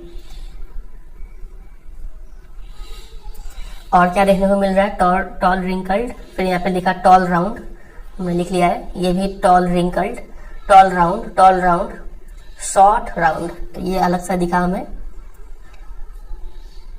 शॉर्ट राउंड वाला प्लांट दिखा। और कौन सा, कहाँ पे पहुंचे थे, ये रहा शॉर्ट राउंड। ये हो गया शॉर्ट राउंड, लिख लिया हमने। टॉल राउंड, टॉल रिंकल्ड लिख लिया हमने। ये हो गया शॉर्ट राउंड लिख लिया हमने, और ये हो गया शॉर्ट रिंकल्ड, तो ये लिख लेते हैं। तो विजिबल फीचर के बेसिस पे इस टाइप के प्लांट हमें देखने को मिलेंगे। ठीक है, तो देखिए अब बुक में देखते हैं क्या लिखा हुआ है। तो जब हम F1 का सेल पॉलिनेशन कराएं तो इस टाइप का बच्चा हमें देखने को मिलेगा। तो देखिए A Mendelian experiment will find that some F2 progeny are tall plant with round seed. तो F2 में कुछ ऐसे प्लांट होंगे जो टॉल होंगे, राउंड होंगे, इस टाइप के प्लांट देखने को मिलेंगे। ठीक है, इस टाइप का प्लांट पहले भी था, ये रहा टॉल राउंड वाला प्लांट हमें पेरेंट जनरेशन में था, सेकंड F1 में भी देखने को मिला था टॉल राउंड, तो हमें यहाँ पे भी F2 पे देखने को मिला, तो ठीक है, कोई नया बात नहीं है ये। फिर and somewhere short plant with wrinkled seed, तो short plant with wrinkled seed भी हमें देखने को मिला, ये हमें पेरेंट जनरेशन में हमने पहले भी लिया था शॉर्ट रिंकल्ड, तो ये हमें F2 में देखने को मिला, चलिए ये भी कोई नया बात नहीं है। फिर however there would also be some F2 progeny that showed new mixture, F2 में कुछ नए मिक्सचर भी देखने को मिले, जैसे कि ये रहा Some of them would be tall but have wrinkled seed, ये रहा tall but wrinkled, इस टाइप का प्लांट क्या पहले था? tall and wrinkled क्या पहले था? यहाँ पे नहीं था, tall round था, short wrinkled था, tall round था, लेकिन क्या tall and wrinkled पहले कभी था? आज से पहले नहीं था, F2 में नया बार देखने को मिला। फिर वैसी तरीके से while others would be short but have round seed, short round, ये भी क्या पहले कहीं था? नहीं था, तो ये भी हमें एक नया मिक्सचर यहाँ पे देखने को मिला। तो इस बात से हम क्या बोल सकते हैं?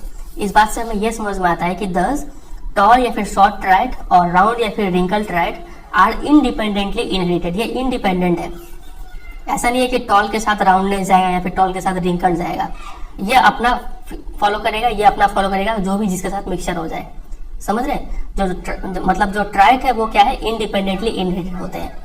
तो इस लाइन से हमें यह समझ में आ रहा है कि जो कोई भी दो ट्राइट या फिर कितने भी ट्राइट हो, वो सब ट्राइट इंडिपेंडेंटली इनहेरिटेड होते हैं, मतलब कोई भी ट्राइट एक दूसरे पर डिपेंड नहीं करता है। इसको आप अच्छे से ये भी समझ सकते हैं कि मान लीजिए यहाँ पे मान लीजिए ह्यूमन के केस में ये मान लीजिए पिताजी है और ये मान लीजिए मम्मी है। मान लीजिए पिताजी टॉल है और इनका ब्लू आईज है, और मम्मी मान लीजिए शॉर्ट है और इनका मान लीजिए ब्राउन आईज है। तो ऐसा हो सकता है कि बच्चा जो हो वो टॉल हो और इनका ब्राउन आईज आ जाए, ठीक है, मतलब जो ट्राइट है वो एक दूसरे के इंडिपेंडेंट है, ये टॉल किसी के साथ भी मिक्स हो सकता है, ये ब्राउन के साथ भी मिक्स हो सकता है, ठीक है, या फिर ब्लू के साथ भी मिक्स हो सकता है। तो ये बात यहाँ से ध्यान रखना है। और देखिए, तो इस चीज को हम लोग बोलते हैं लॉ ऑफ इंडिपेंडेंट असॉर्टमेंट। तो इस बात को हम लोग बोलते हैं लॉ ऑफ इंडिपेंडेंट असॉर्टमेंट, मतलब जो ट्राइट है वो इंडिपेंडेंटली इनहेरिटेड होते हैं, कोई भी ट्राइट किसी के साथ भी मिक्स हो सकता है, ठीक है, ये बात हमने समझा। फिर देखिए क्या लिखा, another example is shown in figure 9.5। एक और एग्जांपल यहाँ पे शो किया गया है, इसको समझते हैं, लेकिन थोड़ी देर उससे पहले यहाँ पे जरा जीनोटाइप और फेनोटाइप का काम कर लिया जाए। यहाँ पे अगर हम जीनोटाइप बोले F1 में जीनोटाइप, तो all are capital T small t capital R small r, ये बात लिख देना है। यहाँ पे जीनोटाइप हो जाएगा all are capital T small t capital R small r, ये लिख देंगे। और अगर फेनोटाइप का बात करें तो all are tall plant with round seeds, tall plant with round seeds, इतना ही बात लिख देना है यहाँ पे, ठीक है। इसमें अगर बात करें जीनोटाइप का, तो जीनोटाइप क्या हो जाएगा? जीनोटाइप मतलब जीन के बेसिस पे फीचर, लेकिन उससे पहले तरह फेनोटाइप लिख लेते हैं, ये इजी होगा। फेनोटाइप मतलब जो विजिबल कैरेक्टर है उसके बेसिस पे फीचर। तो टॉल राउंड कितने हैं गिन लीजिए जरा, ये है टॉल राउंड, तो 1 2 3 4 5 6 7 8 9, तो 9 है टॉल राउंड। टॉल रिंकल्ड जरा ढूंढ लेते हैं, टॉल रिंकल्ड ये रहा 1 2 3, तो 3 हो गया टॉल रिंकल्ड, ठीक है। फिर शॉर्ट राउंड ढूंढ लेते हैं जरा, शॉर्ट राउंड ये रहा शॉर्ट राउंड 1 2 3, शॉर्ट राउंड भी हो गया 3। और शॉर्ट रिंकल्ड मतलब छोटा छोटा, शॉर्ट रिंकल्ड ये रहा शॉर्ट और रिंकल्ड, तो एक ही है शॉर्ट रिंकल्ड का। तो ये याद रखिए, फेनोटाइप रेशियो हो गया 9:3:3:1, बहुत फेमस रेशियो है ये, ठीक है। और अगर हम जीनोटाइप अगर हम निकालना चाहें, जीनोटाइप मतलब जीन्स के बेसिस पे कैरेक्टरिस्टिक्स, तो capital T capital R small r, ऐसा और कोई है क्या? कैपिटल टी ऐसा नहीं है, ऐसा कोई और नहीं है, तो ये क्या 1:2। फिर इस टाइप का कोई और है क्या? टी आर ये रहा, एक और मिला 1 2 दो ठो है। तो ये जब करने जाएंगे ना तो ये बहुत कॉम्प्लेक्स निकलेगा, बहुत लंबा थोड़ा रेशियो आएगा, तो इसको हम लोग कोई नहीं निकालता है, इसको हम लोग लिख देते हैं वेरी कॉम्प्लेक्स। ये क्वेश्चन एग्जाम में नहीं आता है। आपसे ज्यादा से ज्यादा सिर्फ फेनोटाइप रेशियो पूछेंगे, दो डाई हाइब्रिड क्रॉस का फेनोटाइप, वो भी F2 का। ठीक है, तो ये रेशियो आप याद रखिएगा। जीनोटाइप नहीं पूछते हैं जनरली, पूछेंगे ही नहीं है। ठीक है, श्योर है, ये सिर्फ ये पूछेंगे आपसे। तो देखिए यहाँ पे एक और एग्जांपल दिया गया है। यहाँ पे दो प्लांट लिया गया और दोनों का दो फीचर का तुलना किया जा रहा है। तो दोनों ये हो जाएगा डाई हाइब्रिड क्रॉस, क्योंकि यहाँ पे दो फीचर लिया गया है। तो राउंड सीड है, ग्रीन कलर है। ठीक है, ये हो गया रिंकल्ड सीड, येलो कलर। अब देखिए ग्रीन चूंकि ये है रेसिसिव, तो छोटा वाई से, और येलो डोमिनेंट है तो कैपिटल वाई से डिनोट किए हैं। यहाँ से गैमेट्स निकाले तो गैमेट्स क्या, तो ये आर और ये वाई निकलेगा। चलिए इसको हम खुद से करके देख लेते हैं, ज़्यादा अच्छे से समझ में आएगा। बुक वाले में एग्जांपल लिया गया है, पेरेंट जनरेशन में एक ठो लिया गया है कैपिटल आर वाई, और दूसरा लिया गया है स्मॉल आर कैपिटल वाई। ठीक है, गैमेट्स निकालते हैं। गैमेट्स में हमें ये आर ये वाई का कॉम्बिनेशन देखने को मिलेगा, या फिर ये आर ये वाई तो सेम ही है, नहीं लिखते हैं ये आर ये वाई सेम ही है, ये आर ये वाई सेम ही है, तो एक ही टाइप का निकला। यहाँ पे निकालेंगे गैमेट्स, तो ये आर ये वाई या फिर ये आर ये वाई ये आर सब सेम निकलेगा। ठीक है, तो एक टाइप का गैमेट निकला, तो हम एक वर्टिकल एक हॉरिजॉन्टल, यहाँ पे इस वाले को यहाँ पे और इस वाले को यहाँ पे बना दीजिए combination R Y capital Y small y. तो F1 में जो प्लांट मिलेगा वो सभी इस टाइप के मिलेंगे, आर वाई वाई, मतलब round plant, round seed with yellow colour. ठीक है, ये मिल गया। अब जब F1 को क्रॉस कराएंगे और F2 निकालने की कोशिश करेंगे तो ये सब सेम टाइप का प्लांट होगा। तो देखिए F2 में अब यहाँ पे पहले गैमेट्स निकालेंगे ना, पहले गैमेट्स निकालेंगे तो ये आर ये वाई निकल सकता है, या फिर ये आर और ये वाई निकल सकता है, या फिर ये आर और ये वाई निकल सकता है, या फिर ये आर और ये वाई निकल सकता है। यहाँ पे भी सेम है, तो यही चारों केस यहाँ पे निकल सकेगा, R Y R Y R Y और आर वाई। ठीक है, अब चार गैमेट यहाँ पे दिखा, तो चार वर्टिकल लाइन, चार हॉरिजॉन्टल लाइन। ठीक है, इस चारों को यहाँ पे लिखते हैं R Y R Y R Y R Y, और इन चारों को यहाँ पे लिख लेते हैं।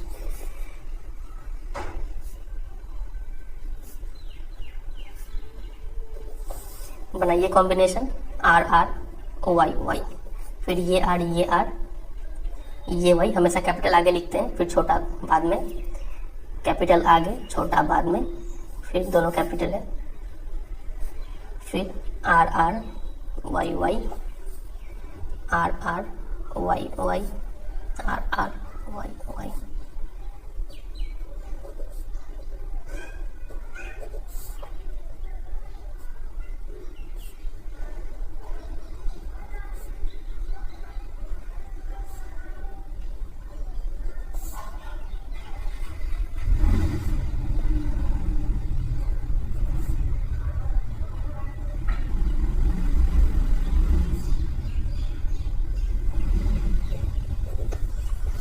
ठीक है, ऐसा मिलेगा।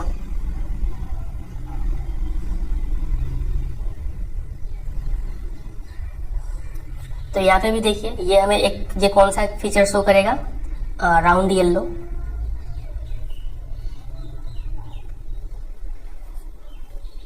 तो राउंड येलो कौन सा है, ये हो गया 1 2 3 4 5 6 7 8 9, तो 9 हो गया राउंड येलो वाला। फिर और कौन सा है, round yellow round yellow round yellow round yellow round yellow, ये हो गया राउंड ग्रीन।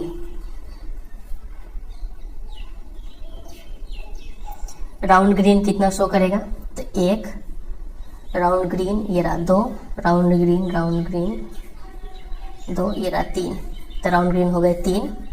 फिर अगला कौन सा है, ये था राउंड येलो, ये तो हो गया, राउंड ग्रीन हो गया, ये राउंड येलो हो गया। ये देखिए ये है रिंकल्ड येलो।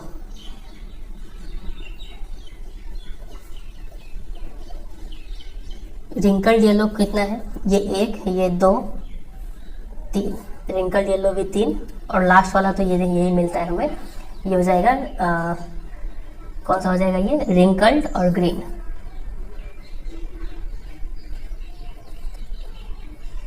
रिंकल ग्रीन हमें कौन सा देखने को मिला, सिर्फ एक ठो ही है वो। तो यहाँ पर भी जो ये रेशियो निकाल रहे हैं, ये विजिबल फीचर के ऊपर रेशियो निकाल रहे हैं, तो ये हो गया फेनोटाइप रेशियो। फेनोटाइप रेशियो या फिर सिंपली फेनोटाइप भी बोलते हैं। क्या हो जाएगा 9:3:3:1। ठीक है। अगर आपसे कोई पूछे कि calculate the percentage of wrinkled green का परसेंटेज अगर निकालना है, तो रिंकल्ड ग्रीन क्या हो जाएगा, 1 है wrinkle green, out of total कितना है 9 और 1 10, 3 3 6 16 और 100। इसको सॉल्व कर दीजिए, जितना भी आएगा उतना परसेंटेज हो जाएगा आंसर। ठीक है।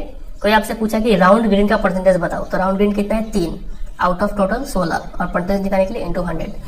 ठीक है, इसको कर दीजिए, आंसर आ जाएगा। खैर जो भी हो। और अगर कोई आपसे यहाँ पे जेनोटाइप पूछे तो वो क्या है, वेरी कॉम्प्लेक्स है। नॉर्मली पूछेगा नहीं पूछना चाहिए, वेरी कॉम्प्लेक्स। यहाँ पे F1 में कोई आपसे जेनोटाइप पूछे तो जेनोटाइप के लिए क्या लिखेंगे, ऑल आर RR YY। ठीक है। फेनोटाइप कोई पूछे तो ऑल आर राउंड येलो। ठीक है। तो ये हो जाएगा पूरा इसका। तो अभी तक हमने जो भी समझा, अभी तक हमने जो भी यहाँ से समझ रखा है, ये सारा चीज, इन सारों चीजों के बेसिस पे जो मेंडल्स लॉ ऑफ इनहेरिटेंस है वो 3 ठो निकल के आता है। तो 3 ठो मेंडल्स लॉ ऑफ इनहेरिटेंस ये आपके स्क्रीन पे। सबसे पहला है लॉ ऑफ डोमिनेंस। ये स्टेट करता है कि out of a pair of contrasting characters present together, only one is able to express itself while the other remains suppressed। ठीक है। मतलब जब भी कोई कैरेक्टर के लिए 2 ट्रैक आता है, तो दोनों ट्रैक में से सिर्फ एक ही अपने आप को एक्सप्रेस कर पाता है और दूसरा सप्रेस्ड रहता है। तो जो एक्सप्रेस करता है उसको हम लोग बोलते हैं डोमिनेंट ट्रैक, और जो सप्रेस्ड रहता है उसको बोलते हैं रिसेसिव ट्रैक। समझे इतना? ये पहला लॉ निकल के आता है, लॉ ऑफ डोमिनेंस इसको बोलते हैं। दूसरा लॉ है law of segregation. Law of segregation क्या बोलता है, The 2 members of a pair of factors, factors समझ रहे हैं ना, factors का मतलब यहाँ पे क्या है, जीन्स है। ठीक है।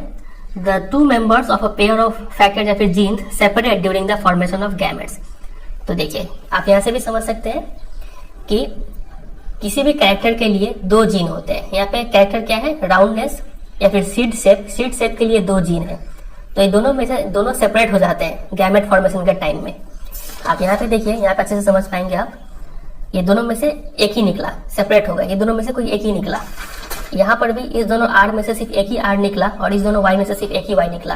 तो किसी भी कैरेक्टर के लिए जो फैक्टर्स होते हैं या फिर जीन्स होते हैं वो सेपरेट हो जाते हैं ड्यूरिंग गैमेट फॉर्मेशन। ये है दूसरा लॉ, जिसको बोलते हैं लॉ ऑफ सेग्रीगेशन। सेग्रीगेशन मतलब सेपरेशन। ठीक है। और तीसरा लॉ है लॉ ऑफ इंडिपेंडेंट असॉर्टमेंट। ये लॉ तो हमने समझा ही दिया। When there are 2 pairs of contrasting characters, the distribution of the members of one pair into the gametes is independent of the distribution of the other pair। ठीक है। जब 2 character का हम कॉन्ट्रास्ट कर रहे हैं, ठीक है, तब क्या हो सकता है कि कोई भी कैरेक्टर किसी दूसरे कैरेक्टर के साथ मिक्स हो सकता है। जैसे कि यहाँ पे जो राउंड है वो चाहे तो इस येलो के साथ भी मिक्स हो सकता है, या फिर यहाँ पे चाहे तो ये जो रिंकल्ड है वो चाहे तो इस वाले जो है ग्रीन के साथ भी मिक्स हो सकता है। ठीक है। इसको बोलते हैं लॉ ऑफ इंडिपेंडेंट असॉर्टमेंट। तो इस तीनों ही लॉ को आपको अच्छे से याद कर लेना है, वो भी समझ के, बहुत इंपॉर्टेंट है। तो अब चलिए डाई हाइब्रिड क्रॉस के ऊपर कुछ क्वेश्चंस प्रैक्टिस करते हैं। देखिए ये क्वेश्चन यहाँ पे लिखा हुआ है, in the following crosses right the characteristics of the progeny. तो 4 यहाँ पे क्वेश्चन है। पहला क्वेश्चन में जो पेरेंट है उसका फीचर है RR YY, इसका क्रॉस कराया जा रहा है सेम RR YY के साथ में, राउंड येलो। ठीक है। ये पेरेंट है। तो बोल रहे हैं इसके बच्चे का कैरेक्टरिस्टिक्स क्या क्या होगा। तो गैमेट्स निकाल लेते हैं। सबसे पहले गैमेट्स यहाँ पे निकलेगा RY, ये R ये Y लेंगे तो ये निकलेगा, ये R सबसे सेम ही निकलेगा। यहाँ पे भी निकालेंगे तो सबसे सेम ही निकलेगा। तो चूंकि 2 गैमेट, एक गैमेट है एक पेरेंट का, तो हम पॉइंट स्क्वायर में एक वर्टिकल एक हॉरिजॉन्टल लाइन डालेंगे। ये R Y यहाँ पे, ये R ये Y यहाँ पे बना देंगे बच्चे का फीचर, ये R ये Y। तो सॉरी, ये R और ये दोनों Y। ठीक है। तो बच्चे का फीचर क्या मिल रहा है, राउंड और साथ में येलो। ठीक है। ये हो गया बच्चे का फीचर। तो ये इतना ही पूछा था, सिर्फ फीचर पूछा था यहाँ पे, और कुछ बताना नहीं है। क्वेश्चन नंबर बी पे आते हैं। क्वेश्चन नंबर बी में जो क्वेश्चन है वो पूछ रहा है आर आर वाई वाई, इसका क्रॉस कराया जा रहा है, ये आर फिर वाई वाई, पेरेंट है ये। तो इसका भी गैमेट्स निकालेंगे। सबसे पहले गैमेट्स निकलेगा ये आर ये वाई, ये तो फिर वही लंबा चौड़ा बनेगा, ये आर ये वाई फिर आर वाई फिर आर वाई, ये 4 गैमेट यहाँ के, फिर यहाँ के भी 4 गैमेट्स निकालेंगे, आर वाई फिर ये आर से ये वाई फिर ये आर से ये वाई और फिर ये आर से ये वाई। ठीक है, जैसे हम निकाल रहे हैं वैसे आप भी कीजिएगा तो इजी होगा ऐसे। अब ये हो गया गैमेट्स,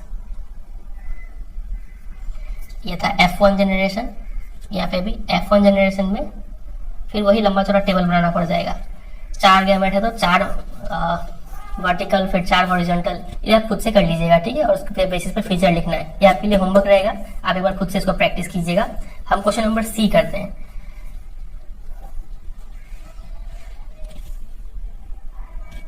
और ये जो बी है, बी का आंसर आप ये देख लीजिए स्क्रीन पे, ऐसा कुछ आंसर आएगा, आप खुद से कीजिएगा, इसे मिलाइएगा, देखिएगा मिलता है कि नहीं। चलिए क्वेश्चन नंबर सी देखते हैं। सी में बोला गया है कि ये स्मॉल आर और स्मॉल वाई लो और साथ साथ फिर से स्मॉल आर और स्मॉल वाई लो और क्रॉस करा के देखो। तो गैमेट्स निकालते हैं तो आर वाई निकलेगा, यहाँ पे गैमेट्स भी आर वाई निकलेगा, यहाँ पे पेरेंट, यहाँ पे गैमेट्स, एक ही है तो पॉइंट स्क्वायर में एक एक लाइन देंगे, यहाँ पे आर वाई यहाँ पे आर वाई, तो बच्चा होगा आर आर वाई वाई वाला, मतलब क्या हो जाएगा इसका फीचर, रिंकल्ड ग्रीन।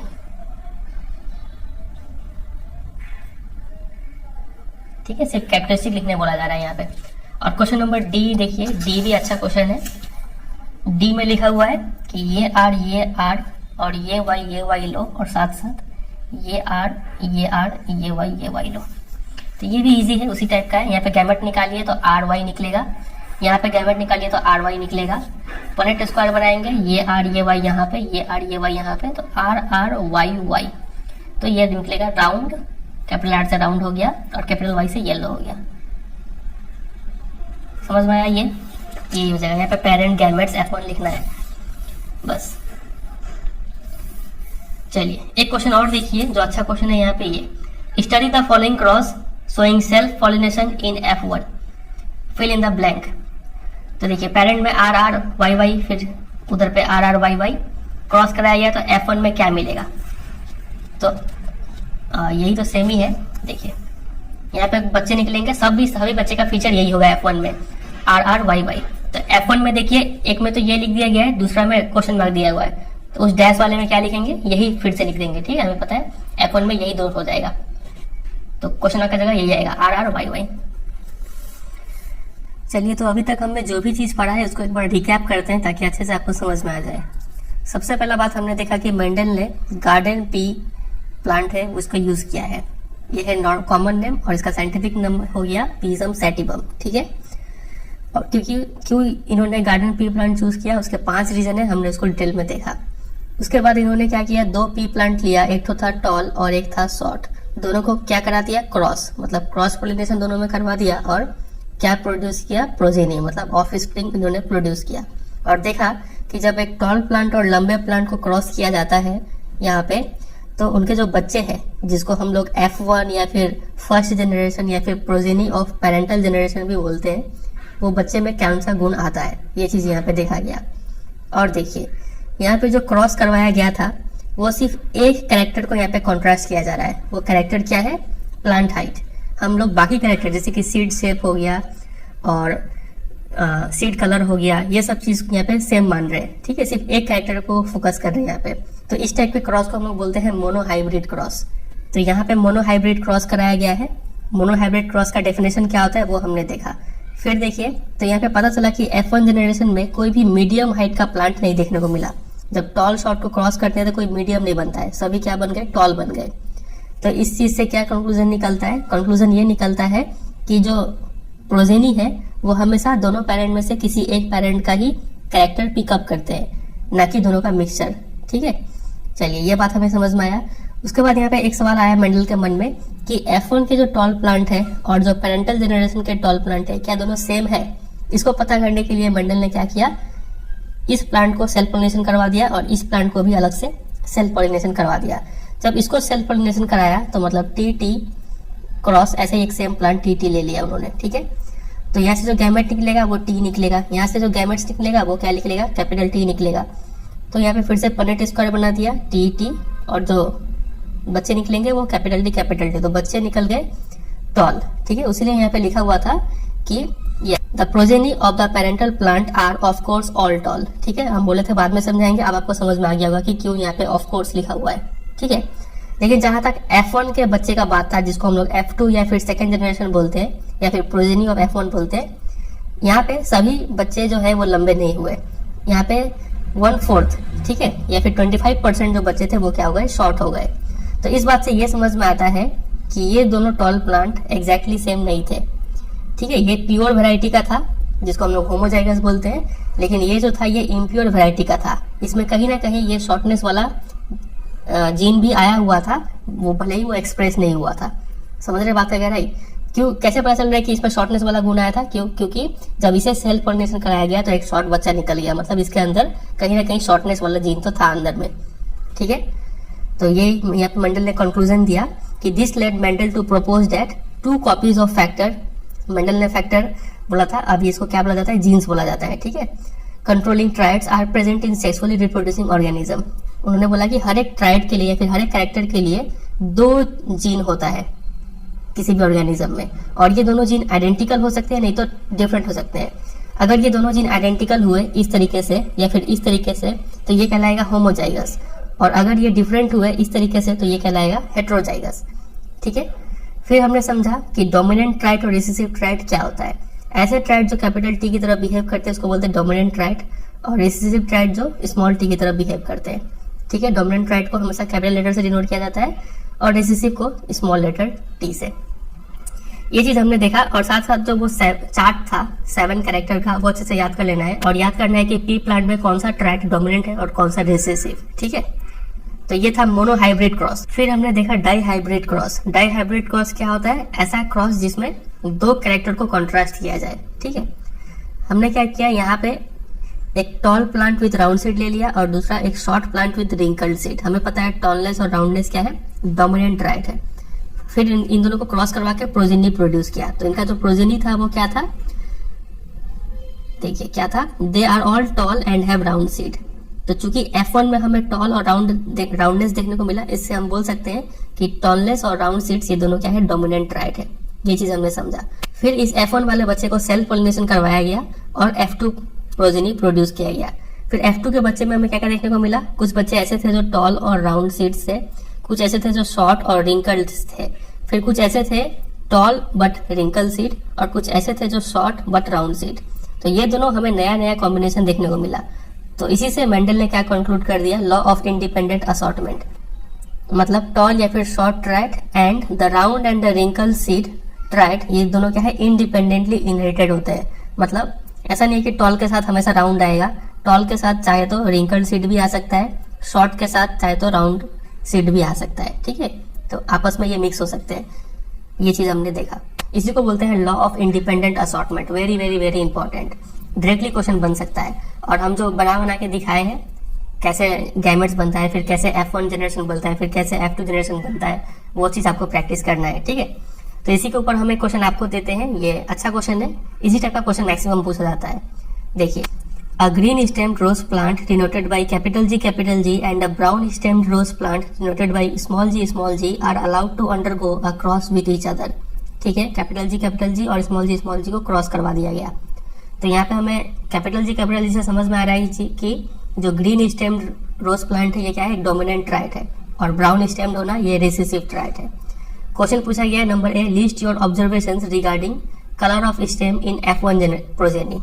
तो F1 में क्या दिखेगा आपको कलर, आप आराम से बना सकेंगे। पहले पनेट स्क्वायर बनाना है, पहले गैमेट्स निकालना है, फिर पनेट स्क्वायर बनाना है, वहां पे देख के आप बोल सकेंगे। दूसरा परसेंटेज पूछा है किसी चीज का, ये आप खुद से पढ़ के कीजिएगा।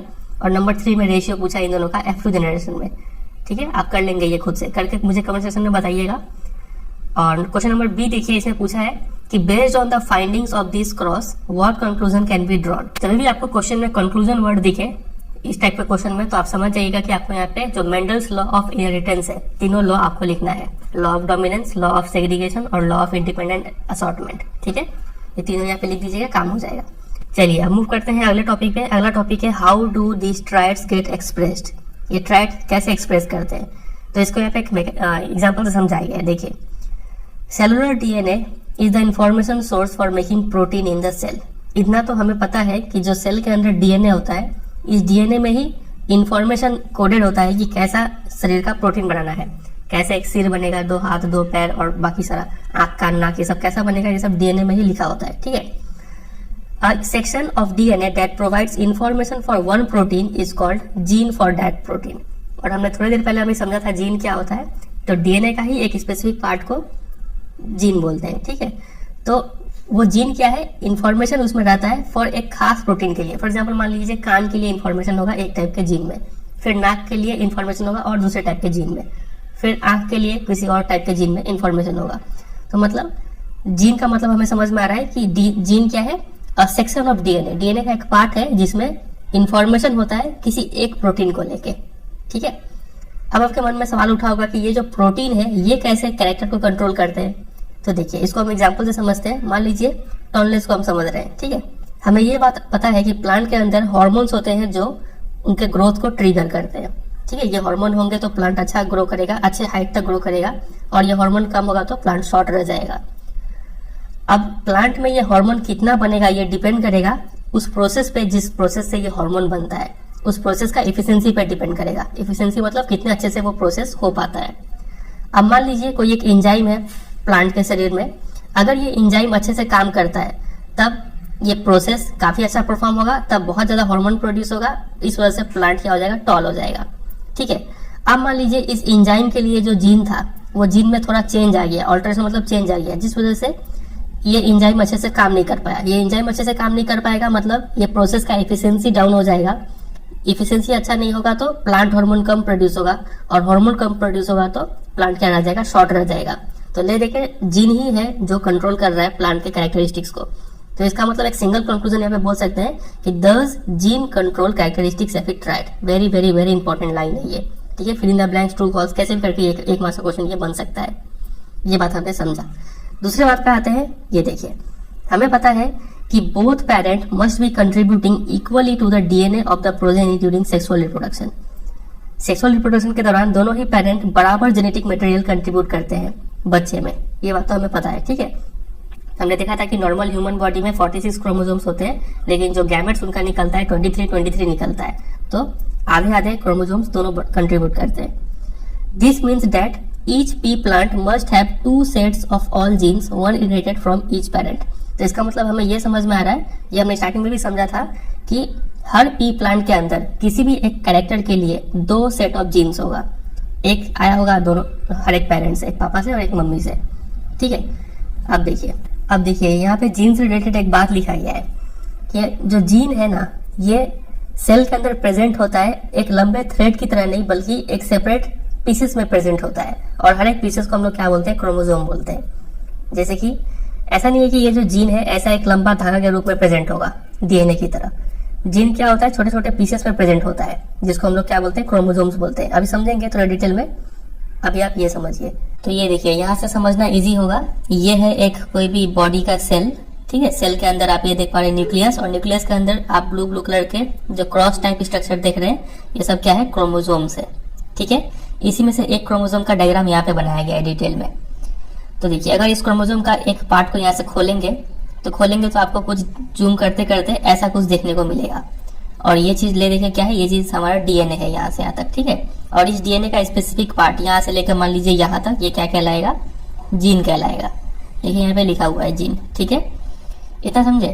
अब देखिए, तो ऐसे ही एक क्रोमोसोम के अंदर लगभग 100 से लेके 1000 कितने 1000 जीन होते हैं एक क्रोमोसोम के अंदर। ठीक है, और ह्यूमन बीइंग में टोटल कितना क्रोमोसोम्स होता है, 46 क्रोमोसोम्स। 46 क्रोमोसोम्स पेयर्स में होते हैं, तो 23 पेयर्स में एग्जिस्ट करते हैं। ठीक है, तो टोटल ह्यूमन बॉडी में लगभग 20,000 से 25,000 जीन्स होते हैं। ठीक है, इस बात को आप ध्यान रखिएगा, एग्जाम में पूछते नहीं है, बस ऐसे नॉलेज के लिए था।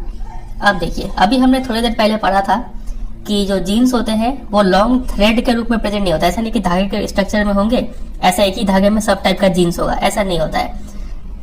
जीन्स जो होता है वो कैसे प्रेजेंट होता है, एज सेपरेट इंडिपेंडेंट पीसेस में प्रेजेंट होता है, और उस पीस को क्या बोलते हैं, क्रोमोसोम बोलते हैं। ठीक है, अभी हमने नीचे के डायग्राम में भी देखा। तो ये देखिए, ये है क्रोमोसोम, ये है क्रोमोसोम। तो इस क्रोमोसोम के अंदर क्या है, डीएनए है, और डीएनए का स्पेसिफिक पार्ट को जीन बोलते हैं। इतना समझे। और अभी मैंने बोला कि टोटल ह्यूमंस में क्रोमोसोम्स का नंबर कितना होता है, 46, और ये पेयर्स में होते हैं। तो टोटल कितना हो गया, 23 पेयर्स। तो ये देखिए 23 पेयर्स ऑफ क्रोमोसोम्स यहाँ पे बनाया गया है। समझ रहे। अब यहाँ पे दो टाइप का क्रोमोसोम्स आपको दिख रहा होगा। एक होता है ऑटोसोम्स और एक होता है सेक्स क्रोमोसोम। तो ये भी आप ध्यान रखिएगा, कितने टाइप के क्रोमोसोम होते हैं ह्यूमन बॉडी में, 2 टाइप के। ऑटोसोम्स, टोटल 22 क्रोमोसोम को बोलते हैं ऑटोसोम्स, और जो 23वां पेयर है ना, ये कहलाता है सेक्स क्रोमोसोम। इसके बारे में थोड़ी देर में डिटेल में डिस्कस करेंगे। फिलहाल सिर्फ इतना ध्यान रखिए कि क्रोमोसोम्स 2 टाइप का होता है, ऑटोसोम्स और सेक्स क्रोमोसोम्स। ठीक है, इतना। चलिए अब देखिए, क्रोमोसोम्स जो है वो पेयर में एग्जिस्ट करता है। इसका एक और मतलब है, इसका मतलब ये है कि यहाँ पे जो क्रोमोसोम है वो आया होगा फादर से, और दूसरा क्रोमोसोम आया होगा मदर से। ठीक है, सिमिलरली ये सब में भी तो ऐसे करके पेयर बना के एग्जिस्ट करता है। तो जैसे ही जब गैमेट फॉर्मेशन होगा तो ये क्या होंगे, सेपरेट हो जाएंगे। ठीक है, और इसमें से चाहे तो ये, नहीं तो ये स्पर्म में या फिर एक सेल में चला जाएगा। ठीक है, ऐसे करके काम होता है। चलिए वापस आते हैं टेक्स्ट पे। तो देखिए यहाँ से एक बार फिर से पढ़ते हैं। लिखा हुआ है each gene set is present not as a single long thread. एक लंबे धागे में ही सारा का सारा जीन प्रेजेंट नहीं होता है, बल्कि जीन कैसे प्रेजेंट होते हैं, छोटे छोटे पीसेस में प्रेजेंट होते हैं, और हर एक पीस को क्या बोलते हैं, क्रोमोसोम। तो यहाँ से एक क्वेश्चन बहुत फेमस बनता है आपके एग्जाम में। आपको बोलेंगे कि gene is located on dash, तो आपको लिखना होगा क्रोमोसोम। ठीक है, फिर देखिए each cell will have 2 copies of each chromosome. तो हर एक सेल में किसी भी क्रोमोसोम का 2 कॉपी होता है। एक आया होता है मेल से मतलब फादर से, और एक आया होता है फीमेल से मतलब मदर से। एवरी जर्म सेल मतलब समझ रहे हैं, स्पर्म या फिर एक सेल को बोला जा रहा है, will take 1 chromosome from each pair. तो जब ये जर्म सेल मतलब गैमेट है, तो उस गैमेट में उस 2 क्रोमोसोम में से कोई एक क्रोमोसोम आ जाएगा। And these may be of either maternal और पैटर्नल ऑरिजिन। ठीक है, और मतलब मान लीजिए कि ये हमने जो 2 क्रोमोसोम देखा था ऐसे ऐसे करके, तो हमें पता है कि एक फादर की तरफ से आया हुआ है और एक मदर की तरफ से आया हुआ है। लेकिन जब गैमेट्स बनेगा तो गैमेट्स में क्या तो ये वाला क्रोमोसोम आ सकता है, नहीं तो ये वाला, दोनों में से कोई भी एक आ सकता है। वो यहाँ पे लिखा हुआ है कि जो क्रोमोसोम्स आएगा गैमेट में वो क्या तो मैटरनल हो सकता है, नहीं तो फादर का हो सकता है। व्हेन 2 जर्म सेल्स कंबाइन, तब जब दोनों जर्म सेल कंबाइन करेंगे, स्पर्म और एक सेल जब दोनों कंबाइन करेंगे, तो मान लीजिए स्पर्म में 23 क्रोमोसोम्स है और उधर एक सेल में भी 23 क्रोमोसोम्स है। जब दोनों कंबाइन करके जाइगोट फॉर्म करेंगे तो उसमें जो नॉर्मल क्रोमोसोम नंबर है वो रीस्टोर हो जाएगा 46। तो ये यहाँ पे लिखा हुआ है कि when 2 germ cells combine they will restore the normal number of chromosomes in the progeny ensuring the stability of the DNA of the species. समझे इतना? अब समझ तो लिए, लेकिन सवाल उठता है कि इस पे क्वेश्चन कैसे आएगा। तो देखिए पहला क्वेश्चन ये बनेगा कि how many pairs of chromosomes do human beings have. Human beings में कितने पेयर ऑफ क्रोमोसोम है, तो यहाँ पे पेयर पूछा है तो आपको लिखना होगा 23 पेयर्स ऑफ क्रोमोसोम्स। ठीक है, फिर इसी में और पूछा है कि specify the types of chromosomes also. Chromosome से कितने टाइप है, तो हमें पता है 2 टाइप है। जो 22 पेयर है उसको क्या बोलते हैं, ऑटोसोम्स, और जो 23rd पेयर है उसको बोलते हैं सेक्स क्रोमोसोम। ठीक है इतना। चलिए फिर एक क्वेश्चन और बनेगा यहाँ से, ये रहा।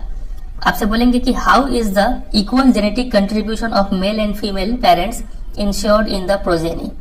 प्रोजेनी में कैसे मेल और फीमेल बराबर जेनेटिक कंट्रीब्यूशन करते हैं। तो देखिए आपका आंसर ऐसे लिखना होगा कि during sexual reproduction a female gamete या फिर एक सेल फ्यूजेस मतलब mix with the male gamete और sperm cell which are haploid to form zygote. तो हम जो अभी बोले थे कि स्पर्म में सिर्फ 23 क्रोमोसोम्स होगा गैमेट्स में, और एक सेल में भी सिर्फ 23 क्रोमोसोम्स होगा।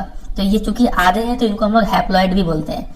और नॉर्मल जो बॉडी सेल में 46 क्रोमोसोम्स होते हैं उनको हम लोग क्या बोलते हैं, डिप्लॉइड बोलते हैं।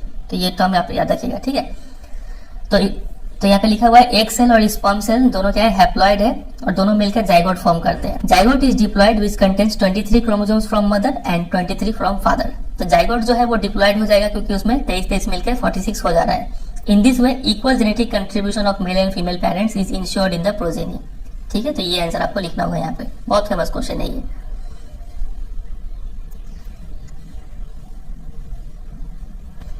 चलिए अब मूव करते हैं लास्ट टॉपिक पे, जो कि है सेक्स डिटर्मिनेशन। ये तो वेरी वेरी वेरी इंपॉर्टेंट, मान के चलिए बहुत चांसेस है ये क्वेश्चन इस बार आने का बोर्ड एग्जाम में, ठीक है। तो ये कैसे होता है, कोई बच्चा लड़का होगा कि लड़की होगा, ये कैसे पता चलेगा, तो देखिए, और कौन इसके लिए उत्तरदायित्व होता है। तो in human beings the sex of an individual is largely genetically determined. जो इंडिविजुअल का सेक्स है कि वो लड़का होगा कि लड़की होगा, ये जेनेटिकली डिटरमाइन होता है, ठीक है, जीन्स पे डिपेंड करता है। The genes inherited from our parent decide whether we will be boys और गर्ल्स। पेरेंट के जीन्स पे डिपेंड करेगा कि उनके गैमेट में कौन सा टाइप का जीन आ रहा है, उस पर डिपेंड करेगा कि हम लड़के होंगे या फिर लड़की होंगे। अब ये कैसे डिपेंड करेगा, चलिए समझते हैं। The explanation lies in the fact that all human chromosomes are not paired. तो एक्सप्लेनेशन ये है कि जितने भी ह्यूमन क्रोमोसोम्स है ना, वो सब क्या है, पेयर्ड नहीं है। अब आप बोलेंगे हम तो अभी बोले थे कि टोटल 46 क्रोमोसोम्स है और ये पेयर में एग्जिस्ट करते हैं तो 23 पेयर्स हो गया, लेकिन यहाँ पे लिखा हुआ है सभी पेयर्ड नहीं है। ऐसा क्यों है, देखिए समझते हैं। Most human chromosomes have a maternal and a paternal copy and we have 22 such pairs. तो जितने भी ज्यादातर क्रोमोसोम्स है ना, टोटल 44 क्रोमोसोम्स, ये ऐसे हैं जिनका पेयर सही तरीके से बनता है। 22 पेयर्स है, मतलब इसमें एक क्रोमोसोम्स होगा फादर की तरफ से और एक क्रोमोसोम होगा मदर की तरफ से, ठीक है। तो ऐसे करके 22 पेयर है, ठीक है। और इन सबको हम लोग क्या बोलते हैं, ऑटोसोम्स बोलते हैं, ठीक है। बट वन पेयर, लेकिन एक जो पेयर है 23वां पेयर, जिसको हम लोग 6 क्रोमोसोम बोलते हैं, is odd in not always being a perfect pair. यह हमेशा से परफेक्ट पेयर नहीं बनाता है। वुमेन के केस में ये परफेक्ट पेयर होता है, क्योंकि यहाँ पे जो क्रोमोसोम्स होते हैं दोनों XX होते हैं। लेकिन मेन के केस में ये मिसमैच होता है, जिसमें एक नॉर्मल साइज का X तो होता है, लेकिन दूसरा वाला क्रोमोसोम शॉर्ट वन जो होता है उसको Y बोलते हैं। इसलिए बोलते हैं कि वुमेन क्या है, XX है, और मैन क्या है, XY है। अब ये XX XY क्या है समझते हैं। ये देखिए, अभी हमने पढ़ा कि जो सभी क्रोमोसोम्स है वो एग्जैक्ट पेयर नहीं बनाते हैं। सिर्फ 22 पेयर, मतलब 44 क्रोमोसोम्स ऐसे हैं जो एग्जैक्ट पेयर में एग्जिस्ट करते हैं, जिनको हम लोग क्या बोलते हैं, ऑटोसोम्स। आप देख पा रहे हैं, ये पेयर है, पेयर है, पेयर है, सब पेयर बना रहे हैं, यहाँ तक सब पेयर बना रहे हैं, ठीक है। जो 23वां क्रोमोसोम है वो फीमेल के केस में एग्जैक्ट पेयर है। आप देख रहे हैं यहाँ पे XX है, लेकिन मेल के केस में ये एग्जैक्ट पेयर नहीं बनता है। मेल के केस में एक क्रोमोसोम होता है X और दूसरा क्रोमोसोम होता है Y का, ठीक है। आप सिर्फ इतना इसको याद कर लीजिए कि जो फीमेल है उसमें 23वां क्रोमोसोम XX होता है और मेल के केस में 23वां क्रोमोसोम XY होता है। इस बात को आप याद कर लीजिए, समझे। और इस क्रोमोसोम को सेक्स क्रोमोसोम बोलते हैं। तो देखिए, तो आप समझते हैं कि इस चीज से ये XX और XY से सेक्स कैसे इन्फ्लुएंस होता है, लड़का लड़की होना कैसे इन्फ्लुएंस होता है। अब देखिए, हमें तो ये पता है, बाकी सब चीज साइड में रखिए। अभी हम सिर्फ सेक्स डिटर्मिनेशन के बारे में पढ़ रहे हैं, तो हम सिर्फ 23वां पेयर जो है सेक्स क्रोमोसोम उसको लेके आगे बढ़ेंगे। हमें पता है कि 23rd पेयर मेल के केस में क्या होता है, XY होता है, और फीमेल के केस में XX होता है। इतना तो हमें पता है। अब इनका जब गैमेट निकलेगा, तो गैमेट में मेल के केस में क्या तो X निकल सकता है स्पर्म में, या फिर Y निकल सकता है। और फीमेल के केस में एक सेल है, उसमें तो दोनों ही X है, तो एक सेल में इतना कंफर्म है कि वहां पे X ही निकलेगा। इतना समझे। अब देखिए, अगर मेल के केस में अगर X निकला है, तो ये X उस X के साथ कंबाइन होगा और जाइगोट जो बनेगा वो XX बनेगा। XX मतलब वो ऑफस्प्रिंग फीमेल होगा, ठीक है। और अगर मेल के केस में, मेल का स्पर्म में अगर Y निकला होता, तो वो X के साथ कंबाइन होकर क्या देता, XY देता, और XY हो गया मतलब वो क्या बन जाता, मेल बन जाता। समझ रहे। तो इसका मतलब कोई बच्चा लड़का होगा कि लड़की होगा, ये डिपेंड करता है मेल पे, ठीक है। मेल में ही X और Y का डिफरेंस है। अगर मेल X दिया तो लड़की हो जाएगा, और अगर मेल Y दिया तो लड़का हो जाएगा। फीमेल का यहाँ पे कोई रोल नहीं है, क्योंकि फीमेल तो हमेशा ही X देगी, ठीक है।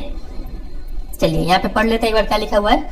All children will inherit an X chromosome from their mother regardless of whether they are boys और गर्ल्स। जितने भी बच्चे हैं वो तो उनको मम्मी से क्या मिलेगा, X ही मिलेगा, भले ही वो लड़के हो या फिर लड़की हो, ठीक है। Thus, the sex of the children will be determined by what they inherit from their father. तो बच्चे का जो सेक्स है, लिंग है, वो डिपेंड करेगा कि फादर से कौन सा क्रोमोसोम आ रहा है। A child who inherits an X chromosome from her father will be girl.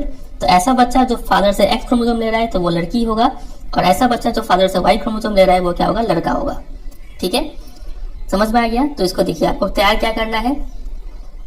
ये लाइन जितना लाइन किया हुआ है वेरी इंपॉर्टेंट, फिर ये जितना लाइन किया हुआ है ब्लू से वो, और ये लास्ट में ये पूरा एक्सप्लेनेशन अच्छे से तैयार करना है आपको। और ये डायग्राम का सिंप्लीफाइड वर्जन अभी हम बनाएंगे, ठीक है। तो देखिए, एग्जाम में क्वेश्चन आएगा कि ये ऐसा क्वेश्चन पूछेंगे कि how is the sex of a child determined in human beings. Human mix में बच्चे का लिंग क्या होगा वो कैसे डिटरमाइन होता है। तो जितना हम यहाँ पे ब्लू से अंडरलाइन किए थे अभी जो आपको दिखाए थे वो तो लिखना ही है, और साथ साथ ये डायग्राम बनाना है। तो ये डायग्राम का सिंप्लीफाइड वर्जन कुछ इस तरीके से बनाएंगे, ठीक है। ये डायग्राम बहुत इंपॉर्टेंट है, ध्यान से समझिएगा। सबसे पहले यहाँ पे लिखेंगे पेरेंट्स। तो पेरेंट्स में हमारे दो है, एक है मेल जिनका सेक्स क्रोमोसोम होता है XY, और एक है फीमेल जिनका सेक्स क्रोमोसोम होता है XX, ठीक है। फिर इनसे निकलेगा गैमेट्स और इनसे भी निकलेगा गैमेट्स। तो गैमेट्स देखिए, मेल के केस में क्या तो X निकल सकता है स्पर्म में या फिर Y निकल सकता है, दोनों का ही चांसेस है निकलने का, ठीक है। लेकिन फीमेल के केस में दोनों ही X है, तो इनका जो X सेल होगा उसमें कंफर्म है कि X ही निकलेगा सिर्फ, ठीक है। तो अगर ये मेल के केस में X निकला तो ये फीमेल का इस X से कंबाइन होके जो जाइगोट बनाएगा वो XX टाइप का जाइगोट होगा, ठीक है। और अगर मेल के केस में Y निकला होता तो ये फीमेल का X से मिलके XY बनाएगा जाइगोट, ठीक है। ये हो गया जाइगोट। तो ये जाइगोट है, मतलब ये कौन सा ऑफ स्प्रिंग देगा, यहाँ पे लिख देंगे ऑफ स्प्रिंग। XX है मतलब ये तो क्या बन जाएगा फीमेल, और यहाँ पे XY है मतलब ये जाइगोट क्या बनेगा आगे चल के मेल बनेगा, ठीक है। तो इस तरीके से हमें समझ में आ रहा है कि जो चाइल्ड का सेक्स है वो डिटरमाइन होता है मेल, नॉट बाई फीमेल, ठीक है। तो ये बहुत इंपॉर्टेंट है ये डायग्राम, और प्लस जो वहाँ पे अंडरलाइन किया हुआ था वो उतना लिखिएगा, कंप्लीट मार्क्स मिलेगा, और ये आने का chances very very very high है, ठीक है। चलिए, और यहाँ पे ध्यान रखिएगा पेरेंट्स है, फिर गैमेट्स, फिर जाइगोट और फिर ऑफ स्प्रिंग, ये 4 स्टेप में आपको दिखाना है। चलिए, अब चलिए कुछ क्वेश्चन डिस्कस कर लेते हैं यहाँ से। पहला क्वेश्चन है, how do Mendel's experiment show that triads में बी डोमिनेंट और रिसेसिव। मेंडल के एक्सपेरिमेंट से कैसे पता चलता है कि ट्राइड्स डोमिनेंट हो सकते हैं या फिर रिसेसिव हो सकते हैं। तो देखिए इसका आंसर ऐसे लिखेंगे कि मेंडल टूक P plants with contrasting triads, tall plant and short plant, ठीक है। On cross pollination he got all toll plants in first generation, जिसको F1 बोलते हैं। But by the self pollination of F1 tall plants, the plants of second generation consisted of tall and short plants in the ratio of 3:1।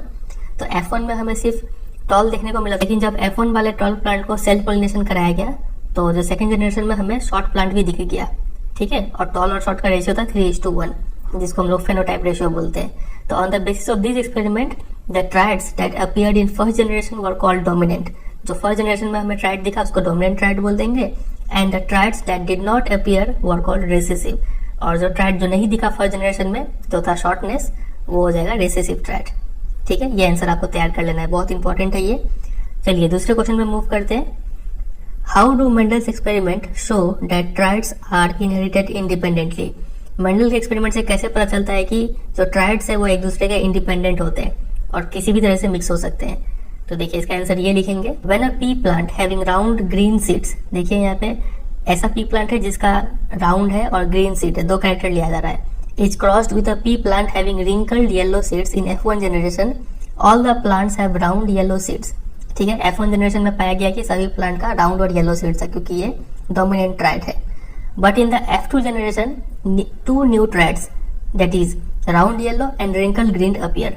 दो अलग अलग tried हमें देखने को मिले, तो ये शो करता है कि जो ट्राइड है वो इंडिपेंडेंटली इनहेरिटेड हुए हैं, ठीक है। चलिए क्वेश्चन नंबर 3 पे मूव करते हैं। लिखा हुआ है, a man with blood group ए। एक मैन है जिनका ब्लड ग्रुप ए है, एक ऐसे वुमन से शादी कर लेते हैं जिसका ब्लड ग्रुप ओ होता है, and their daughter has blood group O. और जो बेटी पैदा होती है उसमें भी ब्लड ग्रुप ओ होता है। तो क्या ये इन्फॉर्मेशन इनफ है to tell you which of the traits blood group A और ओ इज डोमिनेंट। तो क्या हम इतने इन्फॉर्मेशन से क्या बता सकते हैं कि ए या फिर ओ दोनों में से कौन डोमिनेंट है, क्यों या फिर क्यों नहीं। तो देखिए इसको थोड़ा हम लोग ऐसे सॉल्व करेंगे। तो देखिए चूंकि यहाँ पे मैन का ब्लड ग्रुप ए है, तो अगर हम मैन का जो पेयर ऑफ जीन है अगर हम उसको AO मान ले, ठीक है, क्योंकि जो जीन है वो पेयर में एग्जिस्ट करता है, AO मान ले, तो हम इसका मतलब हम क्या मान रहे हैं, क्योंकि मैन का ब्लड ग्रुप ए है और हम अगर इसका पेयर ऑफ जीन AO मान रहे हैं, इसका मतलब ए डोमिनेंट है, तभी तो ओ को सप्रेस करके ए एक्सप्रेस कर पा रहा है अपने आप को, ठीक है। तो अगर हम मैन का पेयर ऑफ जीन AO मान लेते हैं तो वुमेन का ब्लड ग्रुप यहाँ पे O दिया हुआ है, इसका मतलब वुमेन का ब्लड ग्रुप पक्का OO होगा, ठीक है, क्योंकि AO हो नहीं सकता है, क्योंकि AO अगर वुमेन का पेयर ऑफ जीन हुआ इसका मतलब A तो डोमिनेंट है, तो O तो हो नहीं सकता यहाँ पे ब्लड ग्रुप, ठीक है, इसलिए ये केस पॉसिबल नहीं है यहाँ पे। तो वुमेन का ब्लड ग्रुप ओ हो रहा है यहाँ पे। अब देखिए यहाँ से गैमेट निकलेगा, अब क्या तो ए निकल सकता है, नहीं तो ओ निकल सकता है। यहाँ से गैमेट तो ओ निकलेगा, तो ये ओ के साथ मिक्स होके क्या देगा, ए ओ देगा। और ए चूंकि हमने यहाँ पे पहले ही डोमिनेंट मान लिया है, तो बेटी का ब्लड ग्रुप क्या हो जाएगा, ए हो जाएगा। लेकिन यहाँ पे बेटी का ब्लड ग्रुप तो ओ है, तो इसका मतलब यहाँ से ए नहीं निकला है, ओ निकला होगा, और ये ओ मिलके तब जाकर बेटी का ब्लड ग्रुप जो है वो ओ बना होगा। ठीक है, तो ले देखे बात यही है कि हम लोग यहाँ पे पहले ही ए को डोमिनेंट मान रहे हैं। हमारे पास कोई ऐसा पुख्ता सबूत नहीं है जिसके कारण हम बोल सकते हैं कि ए डोमिनेंट होगा ही होगा और ओ रिसेसिव होगा ही होगा। ठीक है, कोई कंक्लूसिव एविडेंस नहीं है। तो इसका सिंपल आंसर ये होगा कि जो जीन है ना वो हमेशा क्या एग्जिस्ट करता है, पेयर में एग्जिस्ट करता है।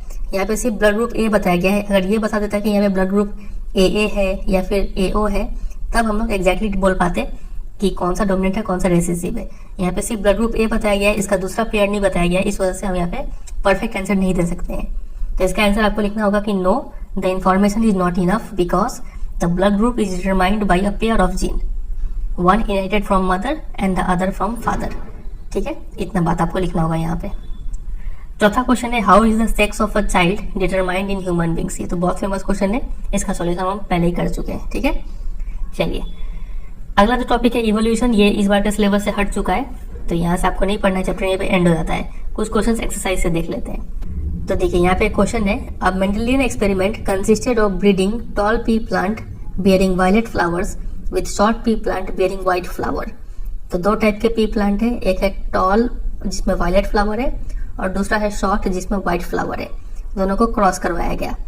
ठीक है, फिर तो क्या पाया गया, the progeny all bore violet flower.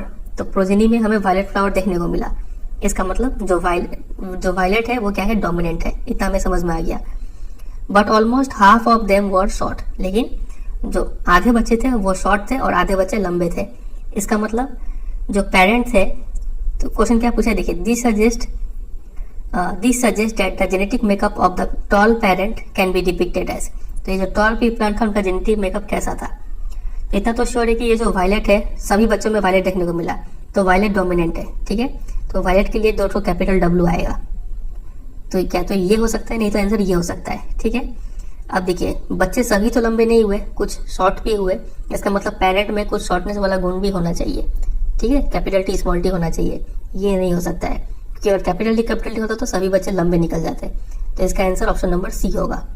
ठीक है, चलिए दूसरा क्वेश्चन है, A study found that children with light colored eyes are likely to have parents with light colored eyes। तो एक स्टडी में पाया गया है कि ऐसे बच्चे जिनका आई का कलर थोड़ा लाइट था, उनके पेरेंट्स का भी आई का कलर क्या था, लाइट था। तो क्या on this basis can we say anything about whether the light eye colour trait is dominant और रिसेसिव। क्या इस इंफॉर्मेशन के बेसिस पे हम बोल सकते हैं कि ये जो लाइट आई कलर जो ट्राइट है ये डोमिनेंट है या फिर रिसेसिव है। अगर बोल सकते हैं तो क्यों, नहीं बोल सकते हैं तो क्यों नहीं। तो देखिए एक बार के लिए हम मान लेते हैं कि ये जो लाइट कलर्ड आई ये ट्राइट है ये डोमिनेंट है। तो डोमिनेंट है इसका मतलब पेरेंट में LL होगा। ठीक है, और बच्चे में भी क्या दिख जाएगा, लाइट कलर्ड आईज दिख जाएगा। ठीक है, तो चलिए ये चाहिए। अब दूसरा केस हम लेते हैं, मान लेते हैं कि ये लाइट कलर्ड आई क्या होता, रेसेसिव होता। तब क्या होता, LL होता और दूसरे वाले पेरेंट में भी LL होता और क्रॉस करने के बाद बच्चे में भी LL दिख जाता। तो मतलब ये तो यहाँ पे कुछ भी हम कंक्लूसिवली परफेक्ट वे में नहीं बोल सकते हैं कि ये जो लाइट कलर्ड आई है ये डोमिनेंट है कि रिसेसिव है। ठीक है, हमें एक और पेयर, दूसरा वाला पेयर भी जानना होगा अच्छे तरीके से इसका जवाब देने के लिए। ठीक है, तो ये कंडीशन जो इतना जो लाइन लिखा हुआ है ये डोमिनेंट से भी सेटिस्फाई हो रहा है, रिसेसिव से भी सेटिस्फाई हो रहा है। तो यहाँ पे कंक्लूसिव रिजल्ट हम नहीं बता सकते, तो इसका आंसर भी हो जाएगा no, this information is not sufficient. Question number 7 देखिए, काफी अच्छा क्वेश्चन है। Outline a project which aims to find the dominant coat colour in dogs. कुत्तों का जो रंग है वो उसका डोमिनेंट कलर क्या होगा, एक एक्सपेरिमेंट के जरिए समझाइए। तो देखिए इसका आंसर ऐसे लिखेंगे कि let us consider one parent is homozygous black. Homozygous black मतलब दोनों ही बीबी है वहां पे। ठीक है, अब ये पता नहीं है कि ब्लैक जो कोट कलर है ये डोमिनेंट है कि रिसेसिव है, ये हमें पता नहीं है फिलहाल के लिए। और एक पेरेंट मान लेते हैं जो होमोजाइगस ब्राउन है, बीबी वहां पे मान लेते हैं, छोटा भी, लेकिन अब हम श्योर नहीं है कि ब्लैक डोमिनेंट है और ब्राउन रेसेसिव है, ये हमें पता नहीं है। फिर दोनों को क्रॉस करवाएंगे cross between the two parent produces the offspring with genetic makeup BB. हमें जेनेटिक मेकअप बीबी मिल जाएगा, ठीक है। अब हमें यह पता नहीं है कि ब्लैक डोमिनेंट है कि ब्राउन डोमिनेंट है, तो हम क्या करेंगे, ऑफ स्प्रिंग को ऑब्जर्व करेंगे। अगर हमें बच्चा F1 का बच्चा अगर ब्लैक दिख गया तो हम बोल देंगे कि ब्लैक डोमिनेंट कोट कलर है, और अगर हमें F1 का बच्चा ब्राउन दिख गया तो हम बोल देंगे कि ब्राउन डोमिनेंट कलर है, ठीक है। तो इतना बात आपको लिखना होगा यहाँ पे। फिर लास्ट क्वेश्चन है क्वेश्चन नंबर 11 कि how is the equal genetic contribution of male and female parents insured in the progeny. तो ये हम पहले डिस्कस कर चुके हैं, वही आंसर आपको यहाँ पे लिखना होगा, ठीक है। चलिए वीडियो एंड करने से पहले एक क्वेश्चन और हम आपको यहाँ पे सॉल्व करेंगे। देखिए बहुत अच्छा क्वेश्चन है, ये लिखा हुआ है in peas a pure tall plant TT is crossed with a short plant tt, the ratio of pure tall plants to short plants in F2 is. तो अगर आपको ये कर पाएंगे तो वीडियो को पॉज करके जरूर इसको सॉल्व कीजिए, नहीं तो मेरा सॉल्यूशन देखिए। क्वेश्चन ने बोला है कि एक प्योर टॉल प्लांट है टीटी, उसको क्रॉस कराया जा रहा है शॉर्ट प्लांट से, प्योर शॉर्ट प्लांट। तो फर्स्ट जनरेशन में हमें पता है यहाँ से जो गैमेट निकलेगा कैपिटल टी, यहाँ से गैमेट निकलेगा स्मॉल टी, और जो बच्चे होंगे वो सभी इस टाइप के होंगे, ठीक है। फिर जब तो ये मिल जाएगा F1 में हमें मिला कैपिटल टी स्मॉल टी। फिर F2 के लिए हम क्या करेंगे, ऐसे ही 2 को क्रॉस करवा देंगे, और यहाँ से गैमेट निकलेगा कैपिटल टी स्मॉल टी, और यहाँ से गैमेट निकलेगा कैपिटल टी स्मॉल टी। फिर यहाँ पे हम पनेट स्क्वायर बनाएंगे, capital T small t, capital T small T. तो जो भी पॉसिबिलिटी बनता है वो लिखेंगे यहाँ पे। तो क्वेश्चन में पूछा था कि the ratio of pure tall to short plant, तो प्योर टॉल ये रहा, शॉर्ट प्लांट ये रहा, तो दोनों का रेशियो क्या है, तो ये एक तो है, ये भी एक तो है, तो रेशियो हो जाएगा 1:1, ठीक है। ऑप्शन नंबर सी इसका राइट आंसर होगा। चलिए तो उम्मीद करता है आपको समझ में आया होगा ये चैप्टर। और एक क्वेश्चन हमको पहले भी दिए थे, उसको जरूर सॉल्व कीजिएगा और उसका आंसर को कमेंट में पोस्ट कीजिएगा, ठीक है। और थोड़ा ये चैप्टर थोड़ा कॉम्प्लिकेटेड है, लेकिन फिर भी इस वीडियो को थोड़ा 1-2 बार देखिएगा तो आपको सारा डाउट क्लियर होगा। और फिर भी कोई डाउट रह जाता है तो कमेंट सेक्शन में पूछिएगा, ठीक है। जितना हो पाएगा हम उसका जवाब देंगे। चलिए फिर एंड करते हैं। वीडियो से वीडियो को जरूर एक लाइक कर दीजिएगा, दोस्तों के साथ भी शेयर कीजिएगा, और चैनल पर अगर नए हैं तो चैनल को सब्सक्राइब भी कीजिएगा। और भी कई सारे चैप्टर का वीडियो बन चुका है, आप उसको जरूर देखिए। डिस्क्रिप्शन में लिंक दिया हुआ है साइंस का प्लेलिस्ट का, इंग्लिश का भी वीडियोज है, वहाँ भी आप देख सकते हैं। चलिए फिर एंड करते हैं, मिलते हैं बहुत जल्द किसी और चैप्टर के साथ। तब तक के लिए गुड बाय एंड टेक।